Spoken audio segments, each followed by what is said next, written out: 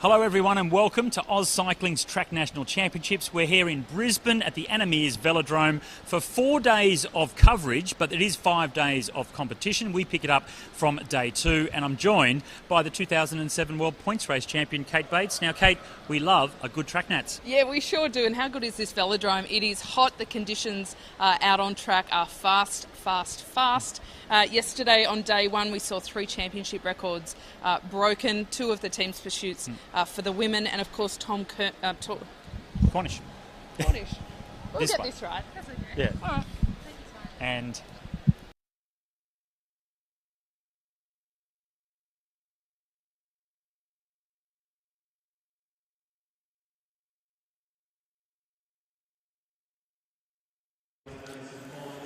well, the Meares Velodrome, very fast velodrome. Noticed that over the last couple of national championships and, of course, the Commonwealth Games, Kate Bates.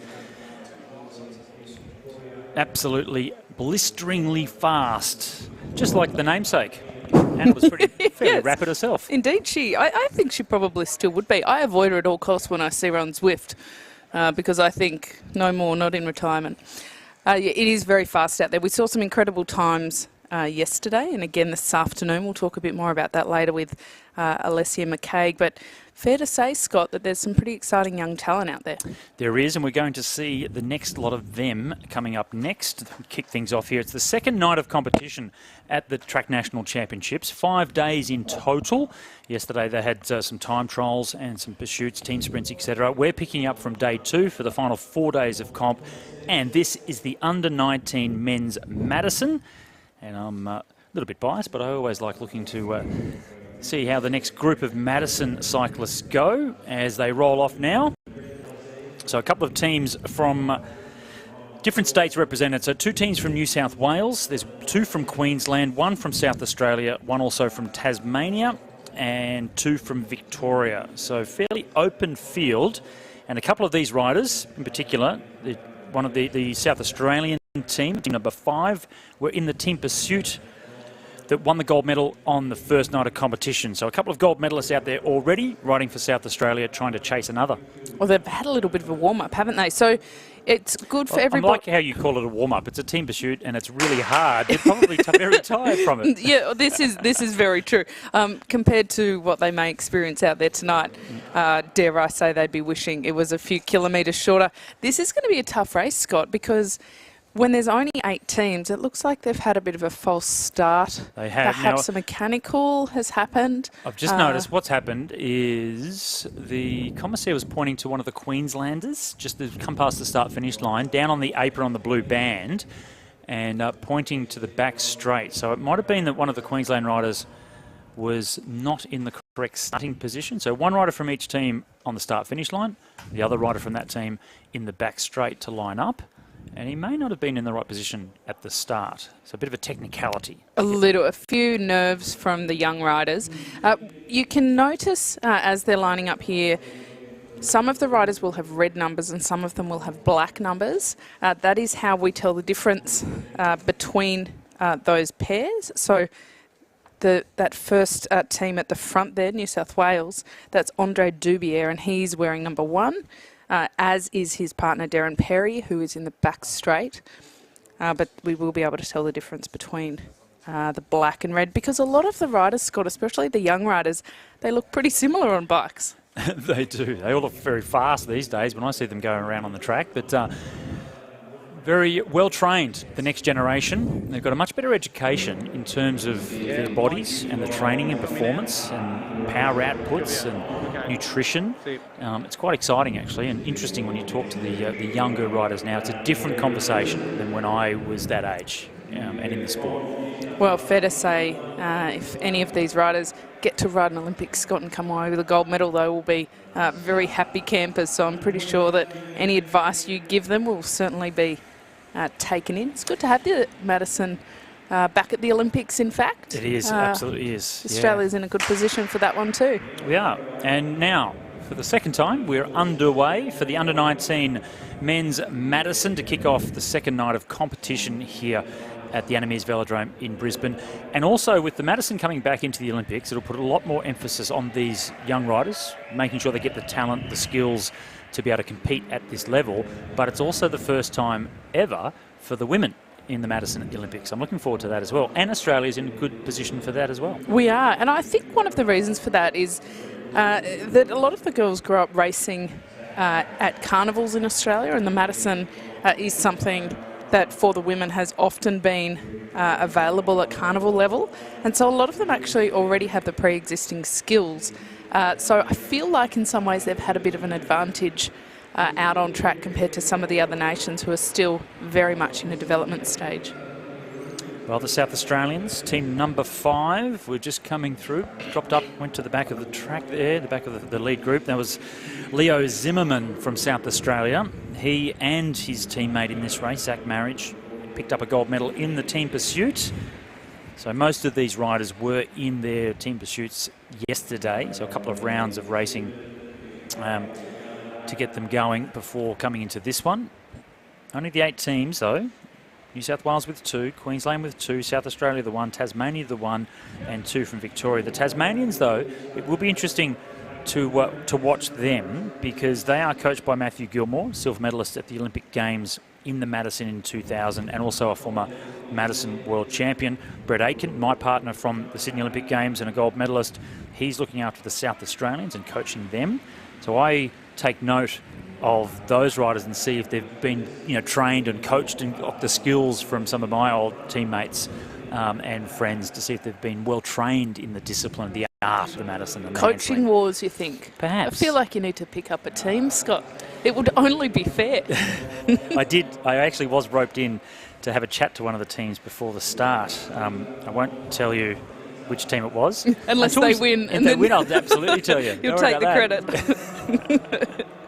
It's good to note that there is only 8 teams because sometimes, especially in the midst of changes, there looks to be a lot of riders out on track, and it can be a bit difficult to figure out who's maybe getting dropped or going off the front. So we need to watch quite carefully. And for everybody at home, remember there's 8 teams, but when they do come into change, it gets quite busy. And Scott, they're coming around to this bell lap now, so the first sprint of the 120 laps. So sprint every 10 laps for points, 5, 3, 2 and 1 points on offer. Double points on the final sprint, so that can change everything. And it is the South Australians that are going to come through and pick up the first 5 points.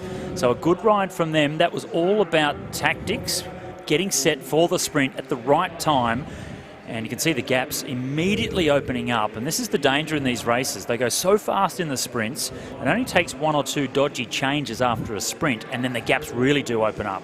So a good result for South Australia to pick up 5 points, maximum points to start with, and they are the first leaders of the race. Well, I made that look relatively easy, but when gaps do start opening up early on in the sprints, you can kind of project forward a bit toward the back end of the race, Scott, and I think there'll be a few teams well and truly in the hurt locker at that stage. With only 8, it makes it quite difficult because they've all got to put their head in the wind, and no teams really get a free ride.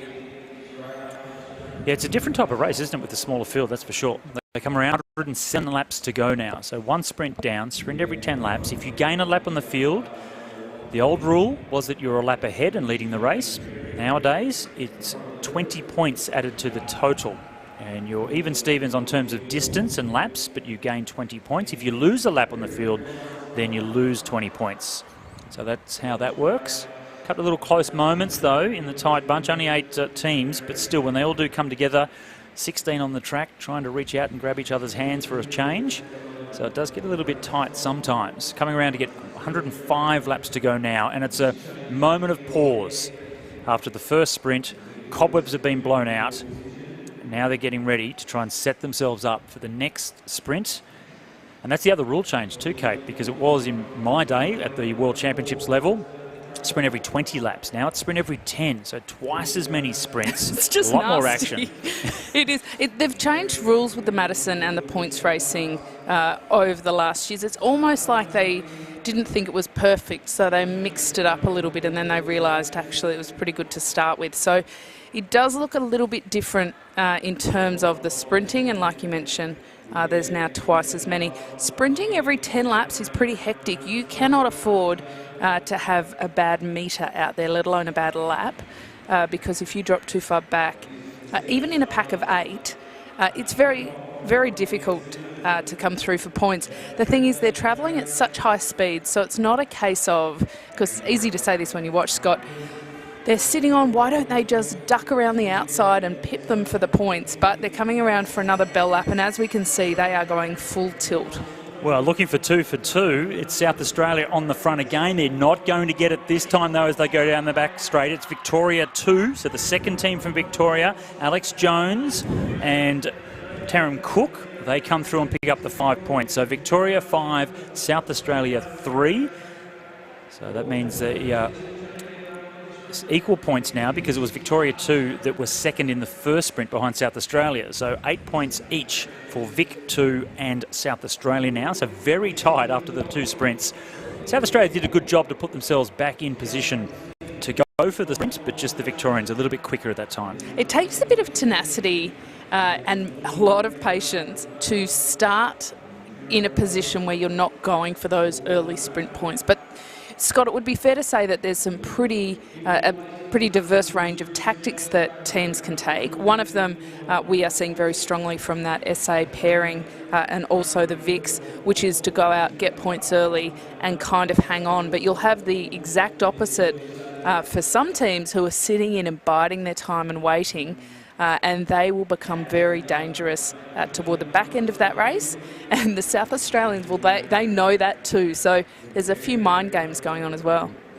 Leo Zimmerman and Zach Marriage, the 2 South Australians. And Zach was second in this race in December at the Under-19 National Championships last year, but his partner has gone up into the elite category.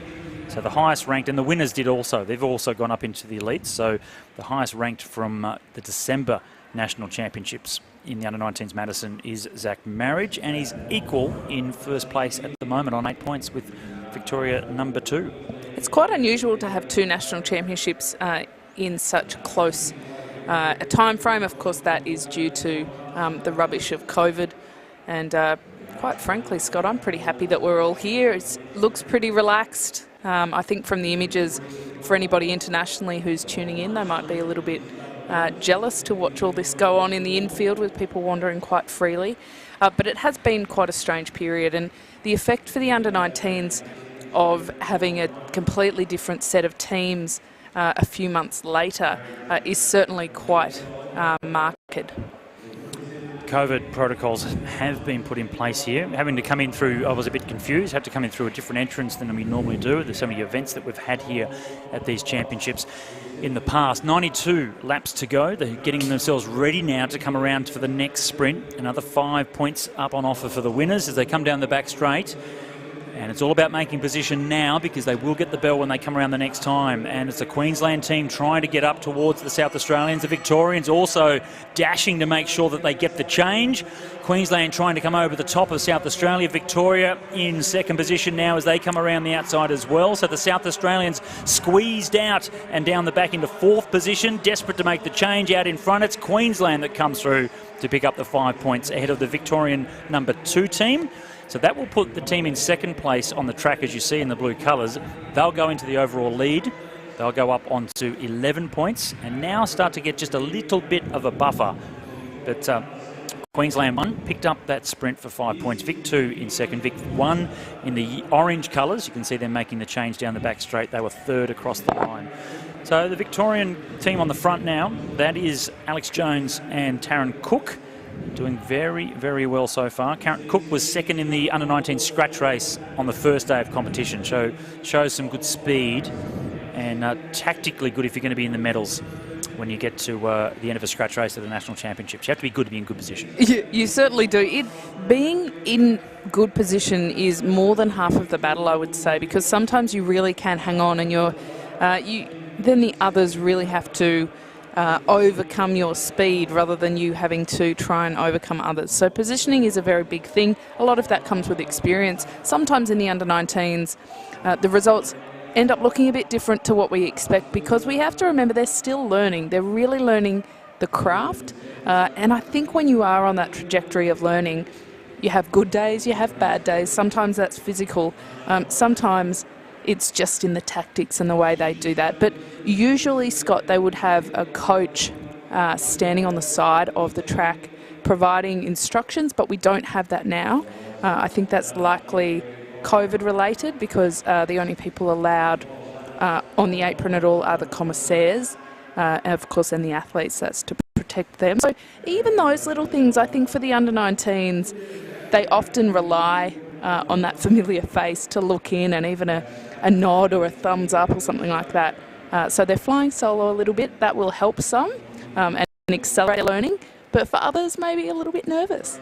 I find that somewhat an interesting protocol to partake in. No coaches on the blue bands up beside the track to instruct the riders. They get to sit with them, chat with them, congratulate them all the rest of the time they're here, but they can't be near them when they're on the track. Well, there is a certain COVID logic that nobody really understands sometimes. True. But yeah, well, maybe when you get back out there coaching, Scott, you can do something about that. They're coming around now for another sprint lap. We can see that the speed has really picked up already as they go through. The Tasmanians are on the march, Scott, but South Australia, they're coming quick. It's Hamish McKenzie from Tasmania that's just going down the back straight. He's just been taken over, though, by South Australia. Victoria number 2 is well in the mix once more, and those two teams really starting to dominate. It was very close between Vic 2 and also South Australia.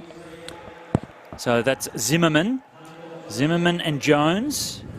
Zimmerman from South Australia, and the first real attack. So it's been a sprint fest up until now, and now Queensland on the march, just waiting till the young riders started to get a little bit of fatigue after really fighting hard in those sprints, and then going whack straight over the top with 78 laps to go. Oh, I love this. Tyler Tomkinson, I was just about to say in that last sprint that, Scott, I think that we need to keep our eye on them.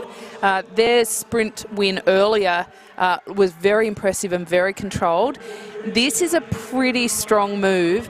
Even if it doesn't stay away, they have definitely now shown their cards and shown that they're not just there to get easy points in the sprints, but they're going to go on the attack. So he throws his teammate in, that's Mitchell Yard.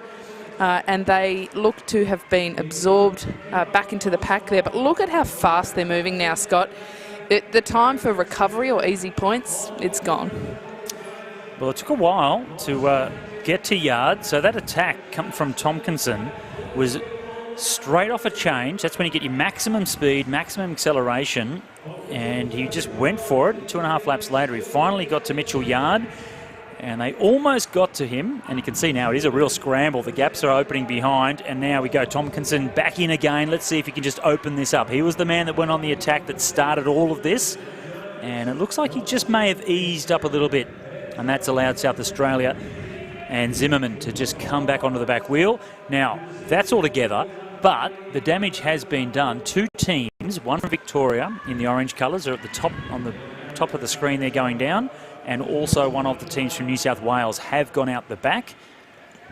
So we started with 8, but we've already lost a couple. Oh, this is going to be a long race. So 120 laps, and again, sprinting every 10 laps, so that's 12 different times. If you got on your ergo at home and just tried to sprint 12 times with a couple of minutes in between, I dare say you might need a vomit bucket next to you by the end of that. So it is a pretty big ask for all of the teams. And you know something I love about the under-19 racing, Scott? It's like they're in a real hurry. You know, they really don't sit back and wait for it to happen. And as I say that, we get the bell again for another sprint. They're coming around quick. Well, we saw Taron Cook just ease up and roll around the outside, look across to the lap counter just to check how many laps it was to go, put himself right up in the mix for this sprint.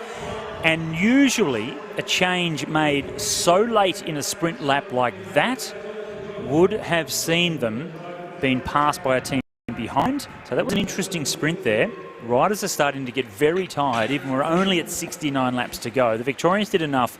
They did the change very late, but it was okay. They picked up the 5 points. But that just shows that there's some very tired legs out there already. They have had a couple of races in their legs now. They've had the scratch race and a couple of rounds of team pursuit. That was on day 1. And then they start off day 2 with this Madison. and there's a little bit of ouchie-wouchie going on. Is that a technical term? Ouchie-wouchie? Yeah, yep. I might have to borrow that at a later date, Scott. But you're right, and you know something about a really fast track is often it kind of lulls you into a little bit of a sense of feeling better than you actually do, because you're zipping around and you're like, hey, this is going really well.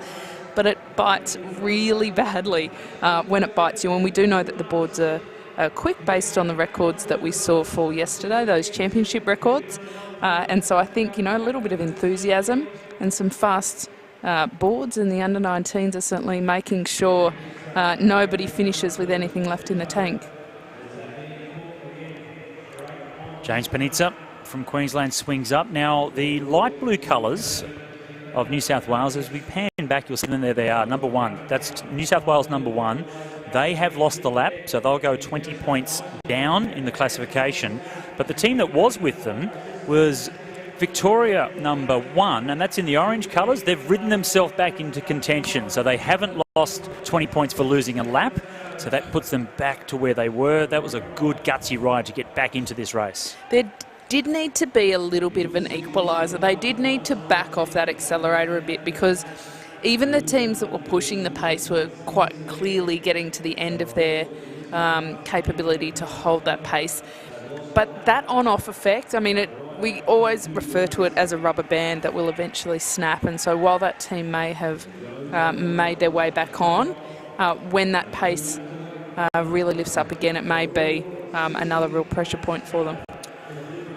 So they'll come around to get 62 laps to go, approaching the next of the sprints and the halfway point. And it's Victoria 2 of Alex Jones and Taryn Cook. They're on the front of the bunch now in the blue and white colours. They lead on 21 points. Second place is South Australia. They sit in third position now as they go down the back straight, getting ready for the next sprint. They're on 14 points. So Vic 2 on 21, South Australia on 14. Then it's Queensland on 9. And here comes the next of the sprints. And Tasmania really starting to put the motor out into action now. They've got this one wrapped up. Put down the 5 points for them already. They're just around the corner ahead of Victoria, and the Tasmanian colours will flash in to first place for the points there. Vic 2 in the blue colours will come away with 3 ahead of South Australia. So while Tasmania won that sprint, the boys in blue will have extended their lead by another point over South Australia, and the young South Australians want to go on with this. Zach Marriage, he's pint-sized, but he's got plenty of power. There he is in the red number 5, sorry. And he was very keen to try and go on with it then. I think a bit of an experience from the Tassie lads to win the sprint by that much, but then ease off a bit. If they were to then continue through and really push that pace, great move. But in fact, we did see them ease off quite significantly in that next half a lap. So they didn't really, Scott, they need to win to get those points by literally a millimetre. Winning by 10 metres will come back to bite you towards the back points, end. Isn't it? It's the same points. Exactly. Yeah, I mean, it's a hard thing. I think when you're in that position and you're out there, there's a lot of adrenaline to ever back off the accelerator. But that is what makes the difference between a good and an exceptional points racer or Madison rider. This is where they learn, of course. But the Tasmanian team, I think they're actually stronger than what their points are reflecting on the board. They're sitting in third now, only 4 points behind South Australia. But I think that they can step up into second if they just maybe have a little bit more control and use what is clearly a lot of power in both of their legs just at the right time. They would be quite happy, Tasmania, with after that big sprint effort they made, that the pace has gone right back off. So perhaps they're fortunate in that the pace has gone off and they can recover from that big sprint effort. They go into second position. It's 54 laps to go. Vic 2, the blue colours of Victoria, team number 2, or Vic 2, but they're number 8 on the side of their jersey. It makes it a bit more confusing, Vic 1 and Vic 2. But that's them going through to the front. Also paying a lot of attention, the Victorians, to not going right to the back of the group. It's only a small peloton, but they're still only dropping into 4th or 5th position. And now we've got the South Australians showing that bit of strength. Here they go. Zach Marriage, second at the National Championships in this event in December last year. And he wants one more. He's in second position overall. They're 8 points behind the Victorian team. And Victorians so far haven't had to chase this down. They're following wheels. That's to their advantage. That is a smart move by the Victorians. Now, will the South Australians keep this going? They've just hit the bell lap now. So they've actually gone pretty early in terms of this sprint. I think they're going to get swamped here. Look, the Queenslanders and the Tasmanians, Scott, this is going to come down to the wire. Yard it is from Queensland that goes through the middle around the outside of Zimmerman. So it's 5 points to Queensland. Victoria came up to them, but it was only for 4th place, so 1 point for the boys in blue. But that was a powerful sprint from Mitchell Yard from Queensland and a huge effort from the South Australian team to come away with minor points that time. So a big effort, but not a great result. Well, Jones and Cook, the Vic 2 team, they do lead on the board. But I think that sprint kind of showed us, Scott, they might be accumulating a little bit of fatigue in the legs. I mean, of course they are. They're only just past the halfway mark. A sprint every 10 laps. Look at this, Tasmania on the move again. So earlier we saw them open a bit of a gap for a sprint, and we thought maybe that's not the way to do it, but they do look like they're committing here. So Stretton and Mackenzie, the Tasmanians, have been steadily moving up the board. They're sitting in 3rd overall, but it's still a pretty tight race overall, and we certainly can still have any outcome. Well, what was interesting there is the gap opened up just enough so that the Victorian team were out of the draft, out of the slipstream, and for them to close it down they had to really dig deep, and they went for about half a lap and then chose to swing up to see if anybody else wanted to come through, and now the pace of the peloton has gone off. The Tasmanians have about a 1/3 of a lap now advantage. And it's Queensland that have come through to do a bit of chasing. I was just looking at the body language of the Victorians in blue, though, to see if they were desperate to chase it down, and they chose to swing up and get out of the way. This is really dangerous for the teams that are at the top of the leaderboard. The team that sits 3rd overall, Tasmania, they're on 15 points, 10 points off the overall lead, but they're almost half a lap up now. Well, there's 2 factors here. It's not only can the chasers get organised and keep some speed up at the moment. I think they're doing a bit of a dog's breakfast of getting organised. They're a bit all over the shop, but Tasmania also need to keep that pace up. So if they start fatiguing too much and drop off the pace, it will naturally come back. They're down to a quarter now. This chase, while it isn't that coordinated, they are all starting to kind of come back together now. Sorry, I had to chuckle when you said it's not that coordinated. It is far from coordinated. It's all over the place. But Victoria now sensing the danger. They really have tried to close this thing down. And it's one thing to try and work together as a group, but if you go really hard like the Victorians have now, it puts everybody in the hurt box. And they are coming up to the next sprint. It's been a big effort. Both Victoria and South Australia change at the same time. So that's even Stevens as they go down the back straight. Still have to get to Tasmania if they want to get the 5 points. And the Tasmanians will come around to get the maximum points this time. Victoria 2nd, South Australia 3rd. So for Victoria, that's still a good result. 3 points for 2nd place, and they have closed down that big attack from Tasmania. Massive effort from the boys from Tassie to get the 5 points. But you can see in the overall standings, it's a nice handy lead for the Victorians. 8 points ahead of South Australia now. Well, it was Hamish Mackenzie, the Tasmanian, who took those points. He swung up, dropped his head a bit, looked a little bit tired. Once again, from the Tasmanians, we've seen not only that they have an incredible amount of horsepower, but they're wasting a lot of energy by getting points in the hardest way possible. I think what I'm seeing is they're lacking a little bit of confidence. So let's see how that plays out. But it doesn't really matter at the moment, Scott, because these South Australian team, they are on the move, on the march. Zach Marriage, this gap, this is dangerous. This is really dangerous, and he attacked when everybody was really fatigued. You could see after the sprints, the big chase, they brought the Tasmanians back, and if you have the legs, that's the time to go, and Zach certainly went. And now a bit of an awkward change between he and Leo. So Zimmerman in, Marriage out, and the gap is really starting to open up. They were down on points by 8 points. Tasmania actually came up to be on equal 2nd place on points, both on 20, but that's going to be right out the door if they can get around and take a lap on the field. 20 points it is that's on offer if they can lap the field. Another sprint's coming up as well. So even if they don't get a lap, they spend a couple of sprints out in front for maximum points. That could be very much to their advantage, and they're looking very strong. Well, there's more than one way to crack an egg, and we're certainly seeing a few different approaches from the teams here. The South Australians do look under a little bit of pressure, as all of them do, but we can expect that. This has been such a hard and fast race, and not a lot of teams to cushion any recovery there. But they are still just pulling away here, Scott. I honestly think that this might be the move of the race. And a great move, great timing to go over the top of the Tasmanians there, and what we did say was quite a messy chase. So they've certainly hit them when not only have they been physically quite fatigued, but mentally I think a couple of the riders were taking a bit of a break. Bell for the South Australian team as they come through. It's Zach Meares that hears the bell first. Comfortably will come around to pick up the 5 points, but what they're really chasing now is the back of that peloton. Leo Zimmerman is now in, and it's Meares. If you had to pick between the two, Zach Meares has been absolutely motoring.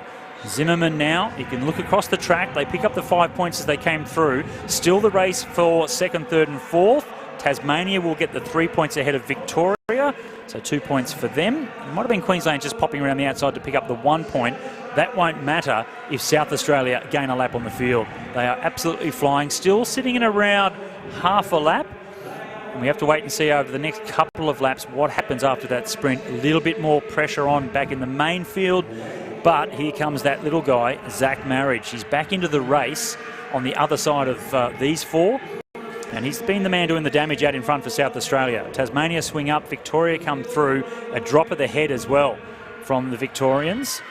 So I think that was Alex Jones that came through on the front. And not really pushing that hard in what is left of the peloton. You say not really pushing that hard. If you look really closely at their body language, their shoulders are moving as much as their legs almost. Like they are really starting to feel the pressure out there. A lot of them look quite knackered. That's a pretty normal state of affairs at this point in the race. And in fact, if they looked too fresh, you'd be wondering why they weren't in fact in a position to be taking laps. But this is certainly, it doesn't get that much closer. We're still at about half a lap. Those South Australians, Zimmerman and Meares, they're tired too, but they are still in the position of advantage right at the moment. And there's not a lot of cohesion going on in the back of this pack, Scott. And I don't think that's because they don't want to work together. I think it's because they're just at the end of their fuse, desperately trying to hang on to still the possibility of bringing that back and getting that gold medal. But it's looking more and more unlikely. Well, down the back straight, there's Zimmerman. He's looked up, he's seen Meares, made the change now, and Zach comes in. And as he comes down the start-finish straight, you can see he's already crossed, he's already into the bend, and he comes into the back straight behind these riders. He can see exactly where those riders are now. He doesn't have to look across the track. They're virtually out in front of him, and he is just going to reach out and try and get onto that back wheel of the peloton. 22 laps to go. They'll pick up the next sprint anyway. They sit on 25 points, only 5 points behind Victoria. So they pick up the next sprint. There's another 5 points, and then that will give 2 more sprints to go. Double points on the last, and the possibility, the real possibility, perhaps the probability of 20 points for gaining a lap. Well, this is where they just have to keep fighting. They are really suffering out there. But if the South Australians can just keep going after this sprint, because after this bunch has their sprint, Scott, I think the pace will come back off. But this is a moment of danger for that breakaway. Well, Tasmania going for the minor points there over Queensland. So as you say, the pace for that sprint has opened the gap up slightly. You can just see the difference in speed from these riders from that sprint compared to Leo Zimmerman from South Australia. But Zimmerman is just about to change to his teammate as they come at the end of the back straight. And they really are struggling. You can see there that Leo was really struggling just to get to Zach. But this has been the motor. This has been the big engine of the two. He's by far the shorter rider. But gee, Zach Meares really has been consistent. He was the man that went on the attack. He opened up the gap. And then they combined well to be this far around on the rest of the field. 17 laps to go. And there's only 1 point in it. after that last sprint. South Australia have moved, well, they've stayed in second, but they've moved up to 1 point away from the lead of Victoria 2. Tasmania sit in third on 26 points. So it's 31, 30 and 26. Victoria, South Australia, Tasmania. And it is absolutely desperation out here at the moment, trying to hold off these South Australians. Well, Zimmerman being thrown back in. Marriage, he reminds me a lot, Scott. We called Madison here a few years ago with Plapp and Boff, if you recall. One of the best Madison pairing names I've ever heard. Yeah. Anyway, Luke Plapp, of course, has gone on to already have quite a remarkable career. He's still very young.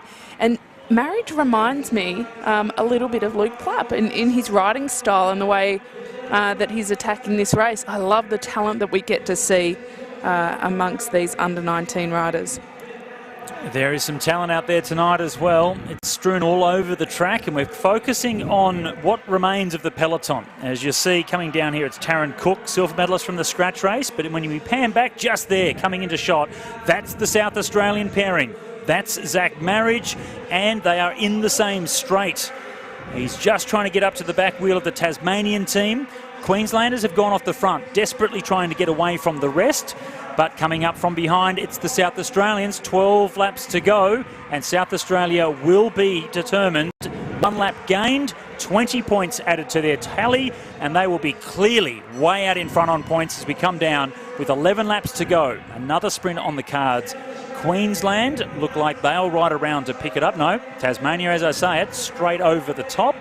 So this is putting Victoria in danger of holding on to second now. The Tasmanians picking up 5 points ahead of Queensland. Gap back to the third team, which was Victoria. 1 point for South Australia.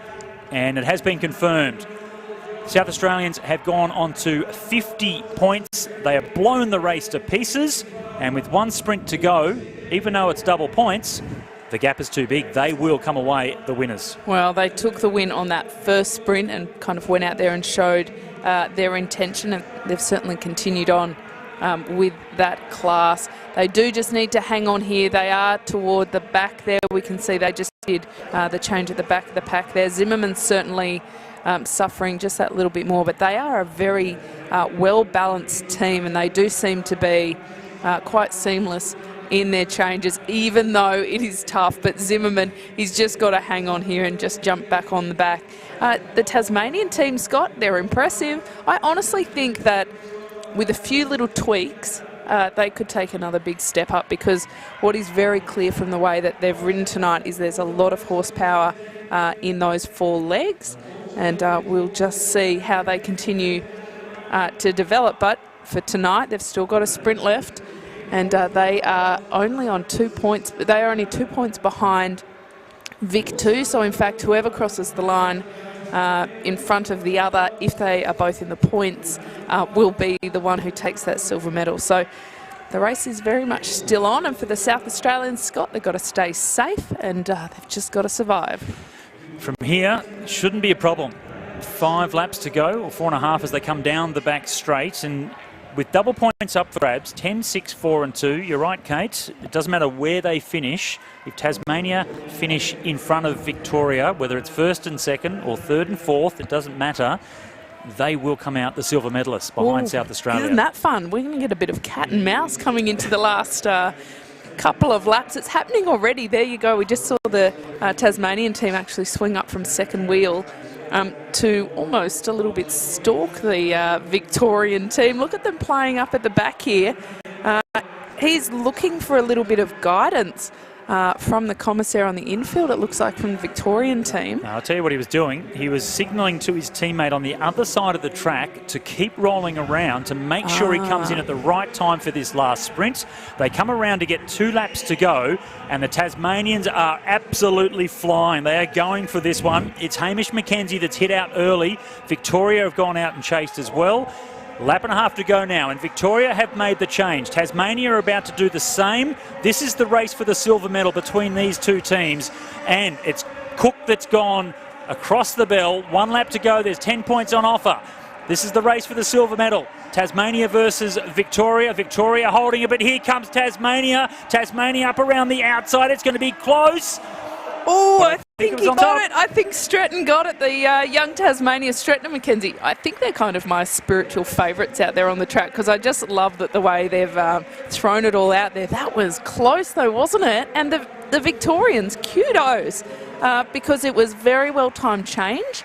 And again, thanks to that gesturing. But Scott, look at the turn of speed from Stretton to come over the top. Hands up on the handlebars as well. Not much of a throw at the line. He didn't need to in the end, but it was Tasmania just scoring enough points. 10 points on the last one. That put them up into the silver medal. But while that was a great sprint, the race was South Australia's. What a great performance it was from the young men from South Australia. Leo Zimmerman and Zach Marriage. Gold medal to South Australia. The strongest team out there. There's no dispute. They took a lap on the field. Finished on 50, well, wait for confirmation actually. They haven't put up the final point scoring, but we know that's our winning team. The two South Australians, the long and the tall. I was going to say that I think it's a Madison marriage made in heaven. Ah, yes. Very Jeez, good, between us we've got it covered. Well, great racing though from the under-19 men. And it looked as if it was the Victorian team that were going to ride all the way to victory, and then fatigue started to set in, and the South Australians took advantage of that. So that's not the final scores. That is the points going into the final sprint. So still waiting for confirmation. I think they were looking at a photo finish for that last sprint. We know it was Tasmania that came away first, and the double points, 10 points that came with that. Great finish at the end. The Victorians, they went early in that last sprint. Both of these riders sprinted for a lap and a half to go, so fairly late considering how tired they were. And while Victoria thought maybe they had the advantage through the bell, it was the slipstream into the draft from Tasmania to go down the back straight and then just run them down and ride themselves into silver. Great way to finish off the first day of the night of racing here. Well, I've got to say, Cook did everything he could to the end there, but he was looking a little bit wonky at the finish compared to Stretton's. Cool. This is like what a great start list for the commentary team. Thank you, fellas. He pushed as hard as he possibly could, but Stretton, he just had the speed and he certainly looked a bit fresher. And again, Scott, we noticed that quite a lot throughout the race, that the Tasmanians just had a lot of punch, a lot of horsepower. If they can harness that a little bit better, I think that they will be a very dangerous pairing into the future. And they remind me a bit, actually, Stretton of Mark Jamieson. A little bit of a similar style. Of course, he was one of the Tasmanian riders from the early 2000s who had a junior world record or two, and he doesn't ride anymore, but he was certainly impressive when he did. Well, they can try and rest up a little bit now. Plenty more racing for the under-19 riders to do. They'll have the points race still to come for the endurance boys. So fantastic. Really, really solid racing from all of them. Next on the program, though, we'll wait for the final confirmation of those points. We know the order that they came across the line in. South Australia, Tasmania and Victoria, so that Victoria the second team. And the next race coming up onto the track is the women's sprint quarterfinals. So we're looking forward to this one. And the top seed, Christina Clonan, will be racing against Selena Ho. They're on the start line now, getting ready to roll out. Well, Clonan is significantly faster, over 200 metres. Clonan qualified in a 10.912, Selena Ho in 11.602. This should be quite elementary for Clonan, but I say that, Scott, but the number of times we've seen a lesser ranked rider actually come up and beat the higher ranked rider, well, it happens at every major tournament, so this could be no different. But we do expect the experience and speed of Clonan to prevail here. Interesting story, isn't it, Christina? Came from a different sport, from athletics into cycling, went into the endurance program and trying to break into the women's team pursuit program. Didn't quite make that, and then has slipped back in with the Queensland Academy of Sport, and then still now working with the high performance program in South Australia in the sprint. And here she is, fastest qualifier into the first heat now of the quarterfinals. She is clearly the favourite up against Selena Ho, but not an enormous amount of one-on-one sprint racing experience, but there she goes down underneath. She'll come around to get the bell now. She's in the first position. She's the faster of the two riders by almost a second, 7/10 of a second, and she's just using that speed now as she goes down the back straight. This is going to be seemingly an impossible task for Selena Ho to try and close the gap down. She is in somewhat of a slipstream, but she's not going to get to the back wheel of Christina Klonen. That's from the best of three. That's one down now for Christina Klonen. Do that again, and she'll be into the semi-finals. So far, going to the seedings. Well, that was a very controlled ride by Klonen, kind of what we expected. She did look over her shoulder quite a lot to check that. I read that, Scott, as making sure that she put in enough effort but didn't actually waste any energy, which is a smart thing to do. So confirmation there, nothing untoward went on, so there won't be any change to the result there at all. 10.912 in the qualifying for Christina Klonen. I did chat with Nick Flyger, the national coach. He said that she may have perhaps wanted to go, well, everyone wants to go faster, but she may have been hoping to go maybe 1 or 2 tenths quicker than that, but still fast enough to be the top seed and done enough in that first race to make sure that she's one up in the best of three. She'll come back out again. Hopefully for her, she'll be doing that again. Selena Ho, she'll go back and talk to the New South Wales coaching staff, perhaps Michelle Ferris and Sean Eadie, and find out maybe some tactics as what she can try and do to get the better of someone as fast as Christina Klonen. Second onto the second heat now in the sprint quarterfinals for the elite women. Brianna Hargrave, the faster of these two, up against her fellow South Australian in Ella Sibley, who's just come up from the under-19s category. So this is a 10.9 qualifying 200 versus an 11.4. It's a slightly closer margin than we saw in the qualifying times between Klonen and Ho in the first heat, but Brianna's still the favourite just on pure speed, Kate. Well, speed, obviously speed comes into it a lot. Also, of course, racecraft. These pair will know each other reasonably well. It's a bit of a different experience level between the two. As you mentioned, Sibley has only just moved up from the under-19s. So just a few months ago, she was actually racing down a category, so this will be kind of a brave new world. It can be a bit intimidating. They do have about half a second differential in the speed, though. So I think that Sibley will need a little bit more than some racecraft in order to overcome Hargrave.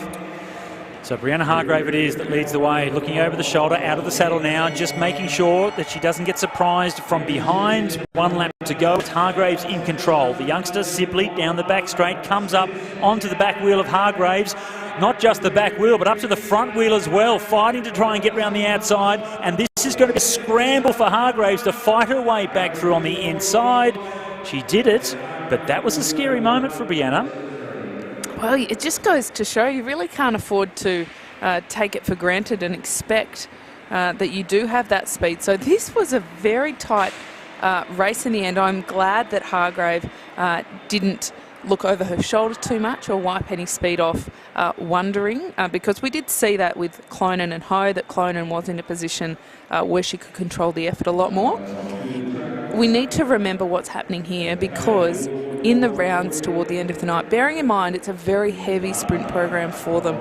They've got this tonight, it goes all the way to the gold medal rounds just this evening, and so Hargrave has had to work a little bit harder for that than Klonen. So the way that these rounds work, it really kind of does continue to build the advantage that the faster riders have, because they do have an easier journey through. As we go down through these rounds, they will be closer, and we can imagine and expect, Scott, some tighter racing. Well, the next one will be, as predicted, we think perhaps tighter. So Caitlin Ward in the blue colours against Lara Tucker in the colours of South Australia, although Lara is from Rockhampton but now based in Adelaide. Very famous sprinting family, the Tucker clan. And her grandfather, I think it was only a couple of weeks ago I saw that Ken Tucker, her grandfather, has been training and riding the motorbike for all of the riders at the Rockhampton Velodrome for I don't know how many decades, has finally decided to hang up the motorbike, and he won't be doing any more training of the riders. So he's had an incredible career of coaching his sons, his three sons, Kenrick, Byron and Russell, starting off with, and then through his grandchildren as well in Lara. And here she is. Here's the next of the Tucker clan coming through.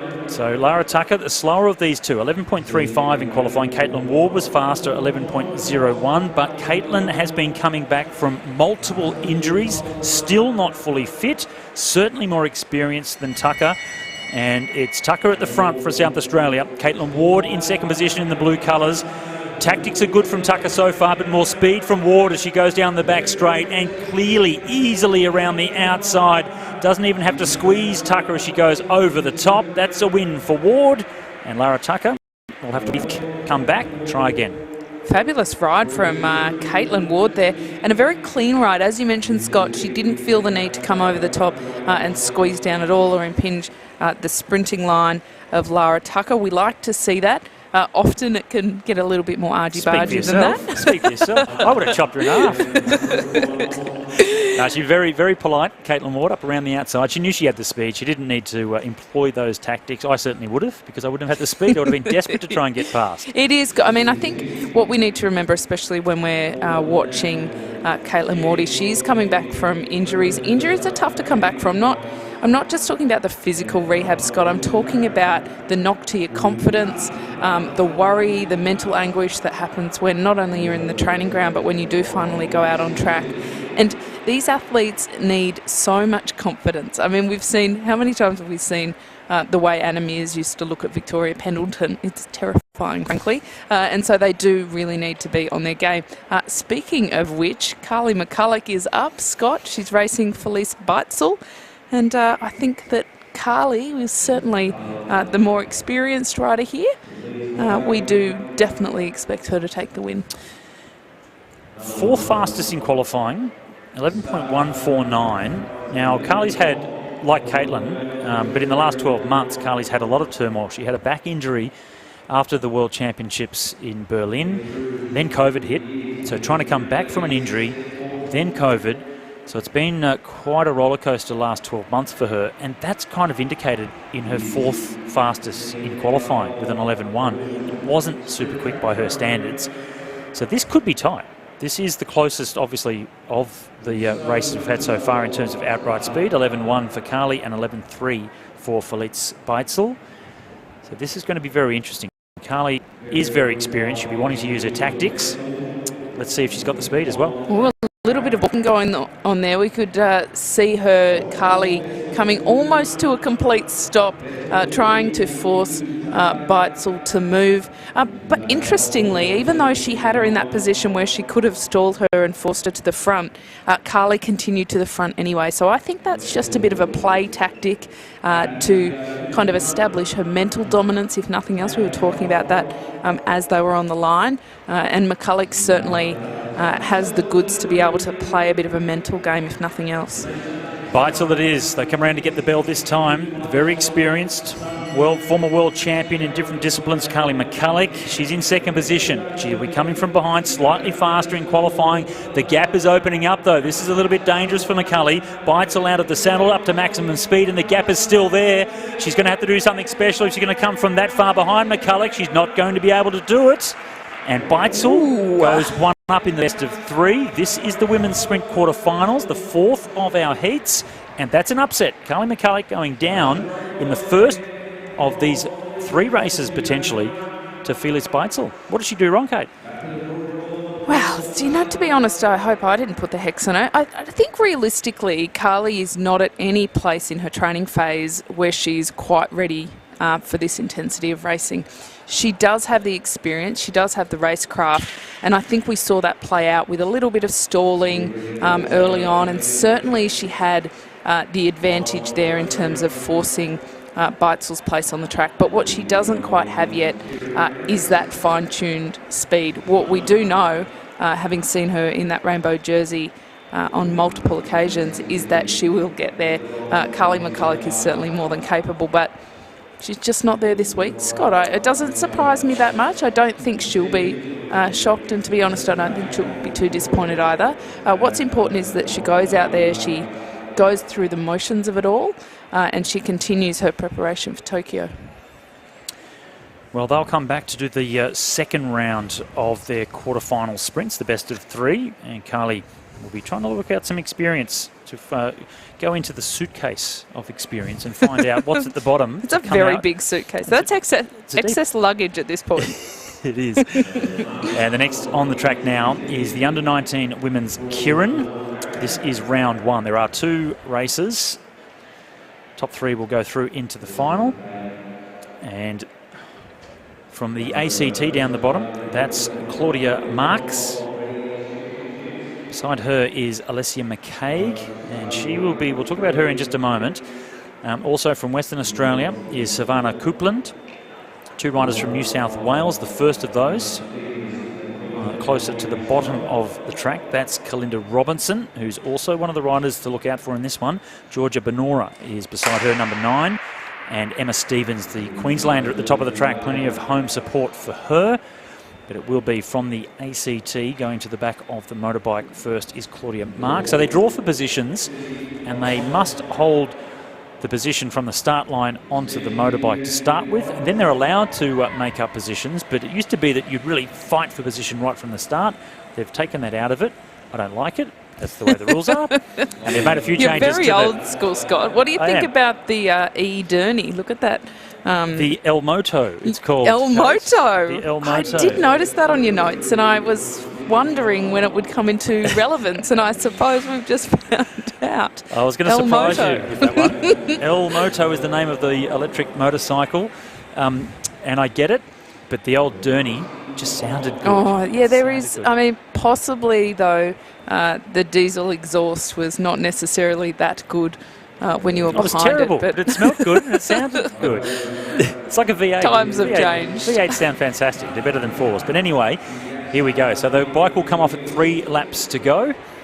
And it just comes off now. So here we go. 3 laps to go. It's open slather. Race is on. Out in front, it's Claudia Marks. Alessia McCaig in the blue colours from Victoria. She broke the Australian 500-metre time trial record earlier today. And it was her own record from a month ago that she'd set, and that was her own record from a month before that. So she's absolutely on fire, Alessia McCaig, and it's a lap and a half to go as they go down the back straight. McCaig in the box seat. Well, McCaig certainly knows she has the speed. She'll go into this with a whole lot of confidence, but anything can happen in a keirin, and you do really have to hold that position. So she's still hanging on to that pretty well, Scott. Kalinda Robinson it is from New South Wales that leads him down the back straight. McCaig just trying to fight for position to get through. She doesn't need to win this. It's the first 3 that will go through to the final, and Kalinda Robinson. Also Emma Stevens from New South Wales. She was second, and Alessia McCaig in 3rd. So the favourite goes through, but a good strong ride from Kalinda Robinson. She's the other one that I said, look out for her, and certainly a solid ride. But very crafty from Alessia. She didn't need to win. A little bit of danger there because she could have been boxed in, but perhaps felt on the track in amongst her company that she was comfortable in her position.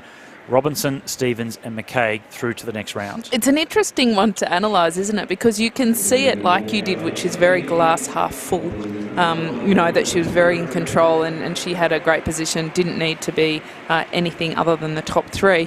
But equally, you can look at it and go, oh, is she maybe carrying a bit of fatigue in her legs? I would have thought that maybe she would make sure she was safer and lead from a position further up in that bunch. But I guess the next round we'll see. It's not unusual for the under-19 riders, particularly the sprinters, to carry a bit of fatigue as this competition does progress. But impressive ride from Kalinda Robinson. I've now got a nice highlight over her name for that performance. I was chatting to, well, we'll talk about that in a little bit more about McCaig in just a moment. You were suggesting that maybe McCaig is cooked. We'll talk a bit further about it. Oh, look, I didn't use the word cooked, but... Here we go. This is the second heat of round 1 for the under-19 women's keirin. Lily Stratford from the ACT. It's Tyler Putzia from New South Wales. Danica Blinko from Queensland. That's her right down second from the bottom. Meg Marker from South Australia at the top of the track. And Jessica Greenhuller from Western Australia in the black colours. So it is Putzia from New South Wales. Tongue twister on that one. Oh, sometimes we get some wonderful start lists. This is a pretty easy one, thankfully. The New South Wales, I mean, I'm impressed with that ride from Kalinda Robinson.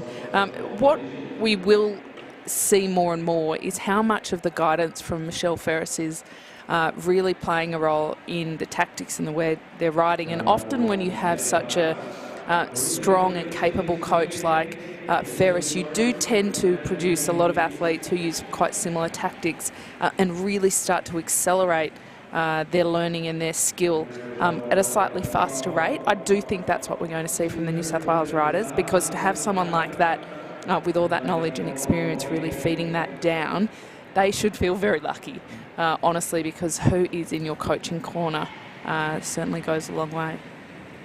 And you can just see now, puts just backing off a little bit as the motorbike comes off. So El Moto is 5 riders. So you'd say that this is perhaps the heat you'd like to be in. Top 3 going through, only 5, so 1 less than the first heat. But the pace really has gone off. And a little bit of a move now, though, from South Australia. This is Meg Barker. 2 laps to go. So a big move to get to first position, then easing off the accelerator again, because it's too far to go from this far from the finish. Well, Lily Stratford, she's sitting in a great position just on the hip there of Meg Barker, but she's not having to put too much effort in. She will have to watch out, though, because Blinko, she has gone, and now this is going to change very quickly, Scott. Danica Blinko it is from Queensland, so there's only a few spectators in here, COVID protocols in place, but they're very happy to see Blinko come around the outside, comfortably going through to the next round. So a strong ride. They weren't easing off too much on that one. She went very fast, and they were going as hard as they could on the inside. Marker from South Australia, she also makes her way through. So a solid ride from Blinko. Well, we thought maybe with 5 riders the odds are slightly easier heat to get through, but I'm not sure that it was actually. That top 4 in particular, that was very hard fought toward the end. I can't help but think that Puzica possibly was a bit inattentive there to drop back to her position, and very lucky in the end to get that 3rd. I'm glad that she got through, because I think she's got more in the legs than what we saw there, but pretty dominant ride by Blinko in the end. Blinko, Marker and Puzica. So Stratford just easing back on the outside. That allowed Tyler to come through to pick up 3rd and make her way into the final of the Under-19 Women's Keirin. So it'll be an exciting race coming up a little bit later in the program. We will see the second round of the quarterfinals now, though, for the elite women. So a second chance for the riders that were beaten in the first round, and perhaps the quickest way through to the next round for those that did win that first round. Not a lot of recovery, is there? So this is now Clonan and Ho again. We saw Clonan win quite comfortably in that first round. In fact, the only one that really won super comfortably across any of the heats. So that is Clonan, the Queenslander in the maroon. This is like state of origin here, Scott. Selena Ho in the blue colours of New South Wales. And Selena Ho, she's an up-and-comer. I think every year we see her get a little bit sharper and a little bit quicker, of course, on top of that. But Christina Clonan is a tough opponent. She's certainly a rising star in the sprint ranks. And with an endurance background, we know that she can do a long sprint. She's got enough strength to just slowly build up from the front position. Doesn't need to just snap from behind. So it's to her advantage at the moment. She wins this, she goes through into the semi-finals. She took the first round over Selena Ho. Ho right hard up on the back wheel, though, of Christina as well. Very difficult to try and get a run at the rider in front to come out of the slipstream and move by if you're too close to the rear wheel. She's trying to do that now, and Clonan in full control just squeezes the accelerator around the bend, down the finishing straight, and then puts the clutch in and thinks about the next round. That's 2 from 2, and through to the next round into the semi-finals for Christina Clonan, the #1 seed. That'll give her a bit of an advantage moving forward, potentially over some of the other riders if they do go to 3 rounds. So she can now go and get those legs rolled out on the rollers and recover a little bit. She'll have an opportunity to maybe have a bite to eat, have a drink. It is a big program of racing again. She won that gold medal in the women's 500 metres last night. So this isn't her first night of racing. She does have quite a heavy program here. And, you know, I also think, Scott, she's got quite a lot of expectation on her shoulders. Certainly her performance in the 500 metres, I think, there's a lot of eyes on her to see what she can do here. And also the expectations of and hope to step up into the national team sprint program to take over from the retirement from Stephanie Morton. Big shoes to fill, but that's also something that's happened in the last 12 months. So the next of our women's sprint quarterfinals, and Brianna Hargraves on the top of the track with Ella Sibley just down below her. So you can see the ponytail, the long ponytail hanging out the back of the helmet of Ella Sibley, both in South Australian colours. But the red bike for Sibley, the youngster, and Hargraves, slightly older, but certainly very experienced rider. Did dip the toe in the endurance pool a couple of years ago, now coming back and having another go at the sprint rounds. And second fastest qualifier. Wasn't that clean, the win against Ella Sibley. Probably not as clean as she would have wanted and anticipated, I think. There's a certain art of getting through these rounds as clean as possible while also using the least amount of energy possible. But it's a very fine line, because if you don't still push all the way to the line and ride at your tactical best, well, you can end up having to go to 3 rounds, and that's a bit of a disaster if that is just because of rider error. Ella Sibley, first year in the elite category. Medals in the under-19s in previous years. 1 lap to go now, and this is to stay in the competition and take it to the best of 3. Hargraves just needs to win this to make her way through to the semi-finals, and she's straight up around the outside. It was fairly close in the first round. Hargraves doesn't want it that close this time, and she powers all the way through to the line. That was interesting, actually. Once she got the gap, she still pushed all the way through to the line. I think she was a little bit shocked by how close it was in the first one. Yeah, let's not take any chances. So I'm pleased to see her do that, because I think sometimes we say, oh, you know, maybe she wasn't paying attention, when in fact they're just tired. And, you know, that's showing out on the track. But I think what we just saw is, in fact, in that first round, she was maybe caught napping a little bit, and she stepped it up there. So good ride. So there's Ella Sibley. She's unfortunately gone down 2 straight to Brianna Hargrave. Good ride for a newly stepped up under 19, though. She's only just stepped up into this category. So, I think that she did a pretty good job, certainly, of making Hargrave nervous after that first one. If you can make a quick elite rider nervous, you're doing something right. So I think that we can certainly put a highlighter on her name for the future. So we just saw the next riders about to come onto the track. It's Caitlin Ward from Victoria and Lara Tucker, and James Glasspool just pushing Lara Tucker up onto the start line, and the 4-time world kilometre time trial champion Shane Kelly doing likewise for Caitlin Ward. It's always good to see the former superstars of the sport staying within the sport and using their experience to pass on to the next generation, as Shane is doing with the Victorian Institute of Sport. It sure is. Look at how close they're up against each other there. Such a mind game, isn't it? I mean, this right here is why I could never be a sprinter, regardless of how fast my legs were, because it just wasn't. I just didn't like these games that they play. They do, don't they, Scott? The mental games, the way that they look at each other, kind of trying to intimidate each other before they even deliver a single pedal stroke. So much of this is mental. It's boxing without the punching. Well, that's sometimes the there's some shoulder barging that goes on, no matter how much they try and change the rules to make that less of the case. You've indicated that's your kind of style, Scott. You'd enjoy that. Oh, as long as I'm not out there. It's great. It's great to watch. Absolutely. A bit of MMA. Anyway, we go into the back straight now. Caitlin Ward, 1.5 laps to go. She'll get the bell the next time she comes around, just slowly building up the pace so she doesn't get that jump or that surprise attack from Lara Tucker in second position. And 1 lap to go. Caitlin Ward, she won the first round. She wins this, she goes through to the semi-finals. Lara Tucker needs to do something very special if she's going to take it to a third race.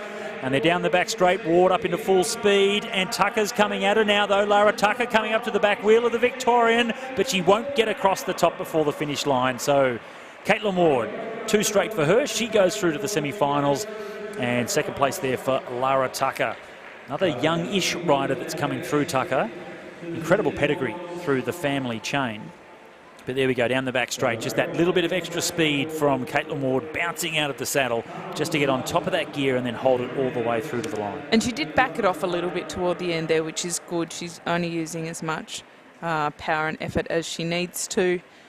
So we've had 3 from 3 so far that have gone through in those 2 rounds. This will be the interesting one. We had an upset in that first round, and the athletes have some teammates in the stand cheering them on, which is also always good. Can we talk fashion? Can we talk mullets? I'm just like, I had one, all right, because I'm old, right? So I had one, but they're back in a big way. I can say I've never had one, but it does look from that shot. It appears they're fashionable again. Yeah, it was a big mullet too, wasn't it? It was the Lion King. Yeah, it flows out the back of the helmet, not very aerodynamic. If it goes to form as you're suggesting, Carly McCulloch's in trouble. She needs to do something here. She has to go against the odds, go against the trend, and even the score after losing to Felice Beitzel in the first round. Well, Beitzel, she won a very fair battle. We can't look at it and say, oh, Carly kind of stuffed that one up. She'll do better. I mean, I think that realistically, Carly is at that point in her training with such a heavy training load that she's not going to be able to recover too well from all of these. Beitzel is in more of a position of power there to actually be a bit fresher out on track. So McCulloch really has to bring everything here. Beitzel perhaps sensing an opportunity to get one up on the superstar. Carly McCulloch, former world champion, in second position. Beitzel from the ACT out of the saddle with 1 lap to go. Really getting some pressure on the pedals. Not giving quite as much distance this time, McCulloch. A little bit of height on the track as well. Coming to the back wheel of Beitzel. McCulloch now with a bit more speed. This is what we thought she'd do in the first round, but didn't. And now gets her win. So that evens things up. 1 race apiece, and there will be a best of 3. So a little bit more racing for McCulloch as well. Or Beitzel, whoever does go through, it's an extra race in the legs, a little bit of extra pain and fatigue.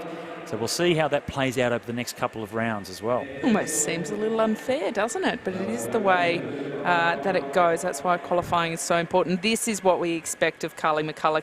This is the experience showing up just there. She used that slipstream perfectly. Just to duck around at the end. No wasted energy, but a very efficient ride from her. So great to see Carly fighting back there. But yes, they will both have to work that little bit harder to get through to the next round, whoever does manage to do that. So we've got a bit of a break coming up for the presentations of that under-19 men's Madison. They will have had a bit of time, Scott, to now have fresh enough legs to be able to stand up for a presentation, because dare I say that at the end of that Madison, it may have been quite interesting. I feel like we may have seen them sitting down on the podium rather than standing up. They worked pretty hard. Well, it'll give these 2 riders some time to rest. They'll do the presentation for the Madison, then they'll come back out just for the 3rd round of that 1 race between McCulloch and Beitzel. And it's the fashion police once again, just to discuss hairstyles of the young Victorian lads. Well, do you identify as a Victorian these days, Scott? I mean, can we send you down to maybe have a chat to them about their hair? Well, I'm still registered with the Bendigo Cycling Club, but living in northern New South Wales, grew up in Queensland, raced for South Australia as well. So anyone that'll pay me, basically. I'll even grow a mullet if I could, if you pay me. Well, let's see if you can, Scott. There's the challenge for you. There won't be too much business up front anymore. It's all about the party at the back. Carly McCulloch, and this is the challenging situation now, isn't it? She knows she has 1 more race up against Felice Beitzel. They'll be both doing the same thing. Jump on the road bikes, roll the legs out, trying to recover in the next couple of minutes as quickly as they can. It's so counterintuitive, though, isn't it? Because all you want to do after you sprint and exert that effort is actually lay down, get off the bike, double clip, lay down, get some recovery. But it doesn't work for your legs if you do that. So they do have to keep that ticking over and keep their heart rates going enough that their bodies are still able to clear all that waste that the muscles are producing by that kind of effort. Sounds very romantic, doesn't it? Having to clear all of that. But they are working very hard. I think sometimes, especially when you are more accustomed to doing some longer events, or you're a Zwifter and 45 minutes is your jam, that these sprint events can almost look a little bit easy. You think, oh, it's only a 15, 30-second effort. But in fact, it does wear the athletes out quite a lot. Well, we might just take a short break while we get ready for the next presentations. We'll be back in just a moment. Happiness is slowly creeping back. Now you're at home. I know what is inside.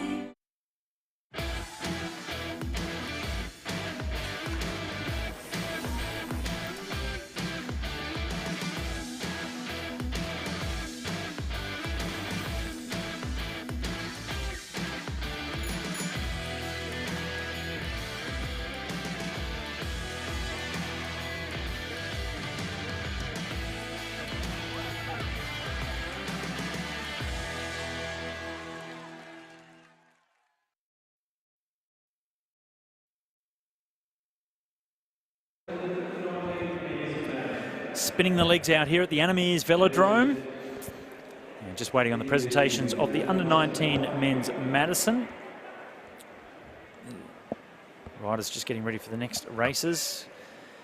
Beautiful complex. It was great for the Track World Cup, Commonwealth Games, multiple national championships now, both Masters, Juniors and the elite categories as well. It's being very well utilised, this velodrome, and has seen a bit of a boost to the local track cycling scene, that's for sure. The old velodrome here at Chandler, which I grew up racing on, is just next door. It's still here, the old 333-metre velodrome that was built for the Commonwealth Games in '82. And now the new one here for the Com Games in 2018. Mike Victor, the former president of Cycling Australia, or the Australian Cycling Federation as it was back when he was the president, doing the presentations. And the third place, Alex Jones and Taram Cook from Victoria.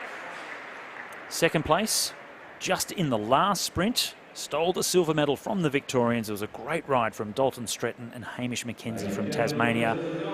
But definitely the strongest team on the track, that's Zach Marriage getting his medal, and his teammate Leo Zimmerman from South Australia.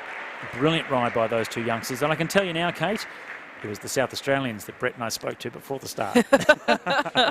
Oh, isn't that convenient? Yeah.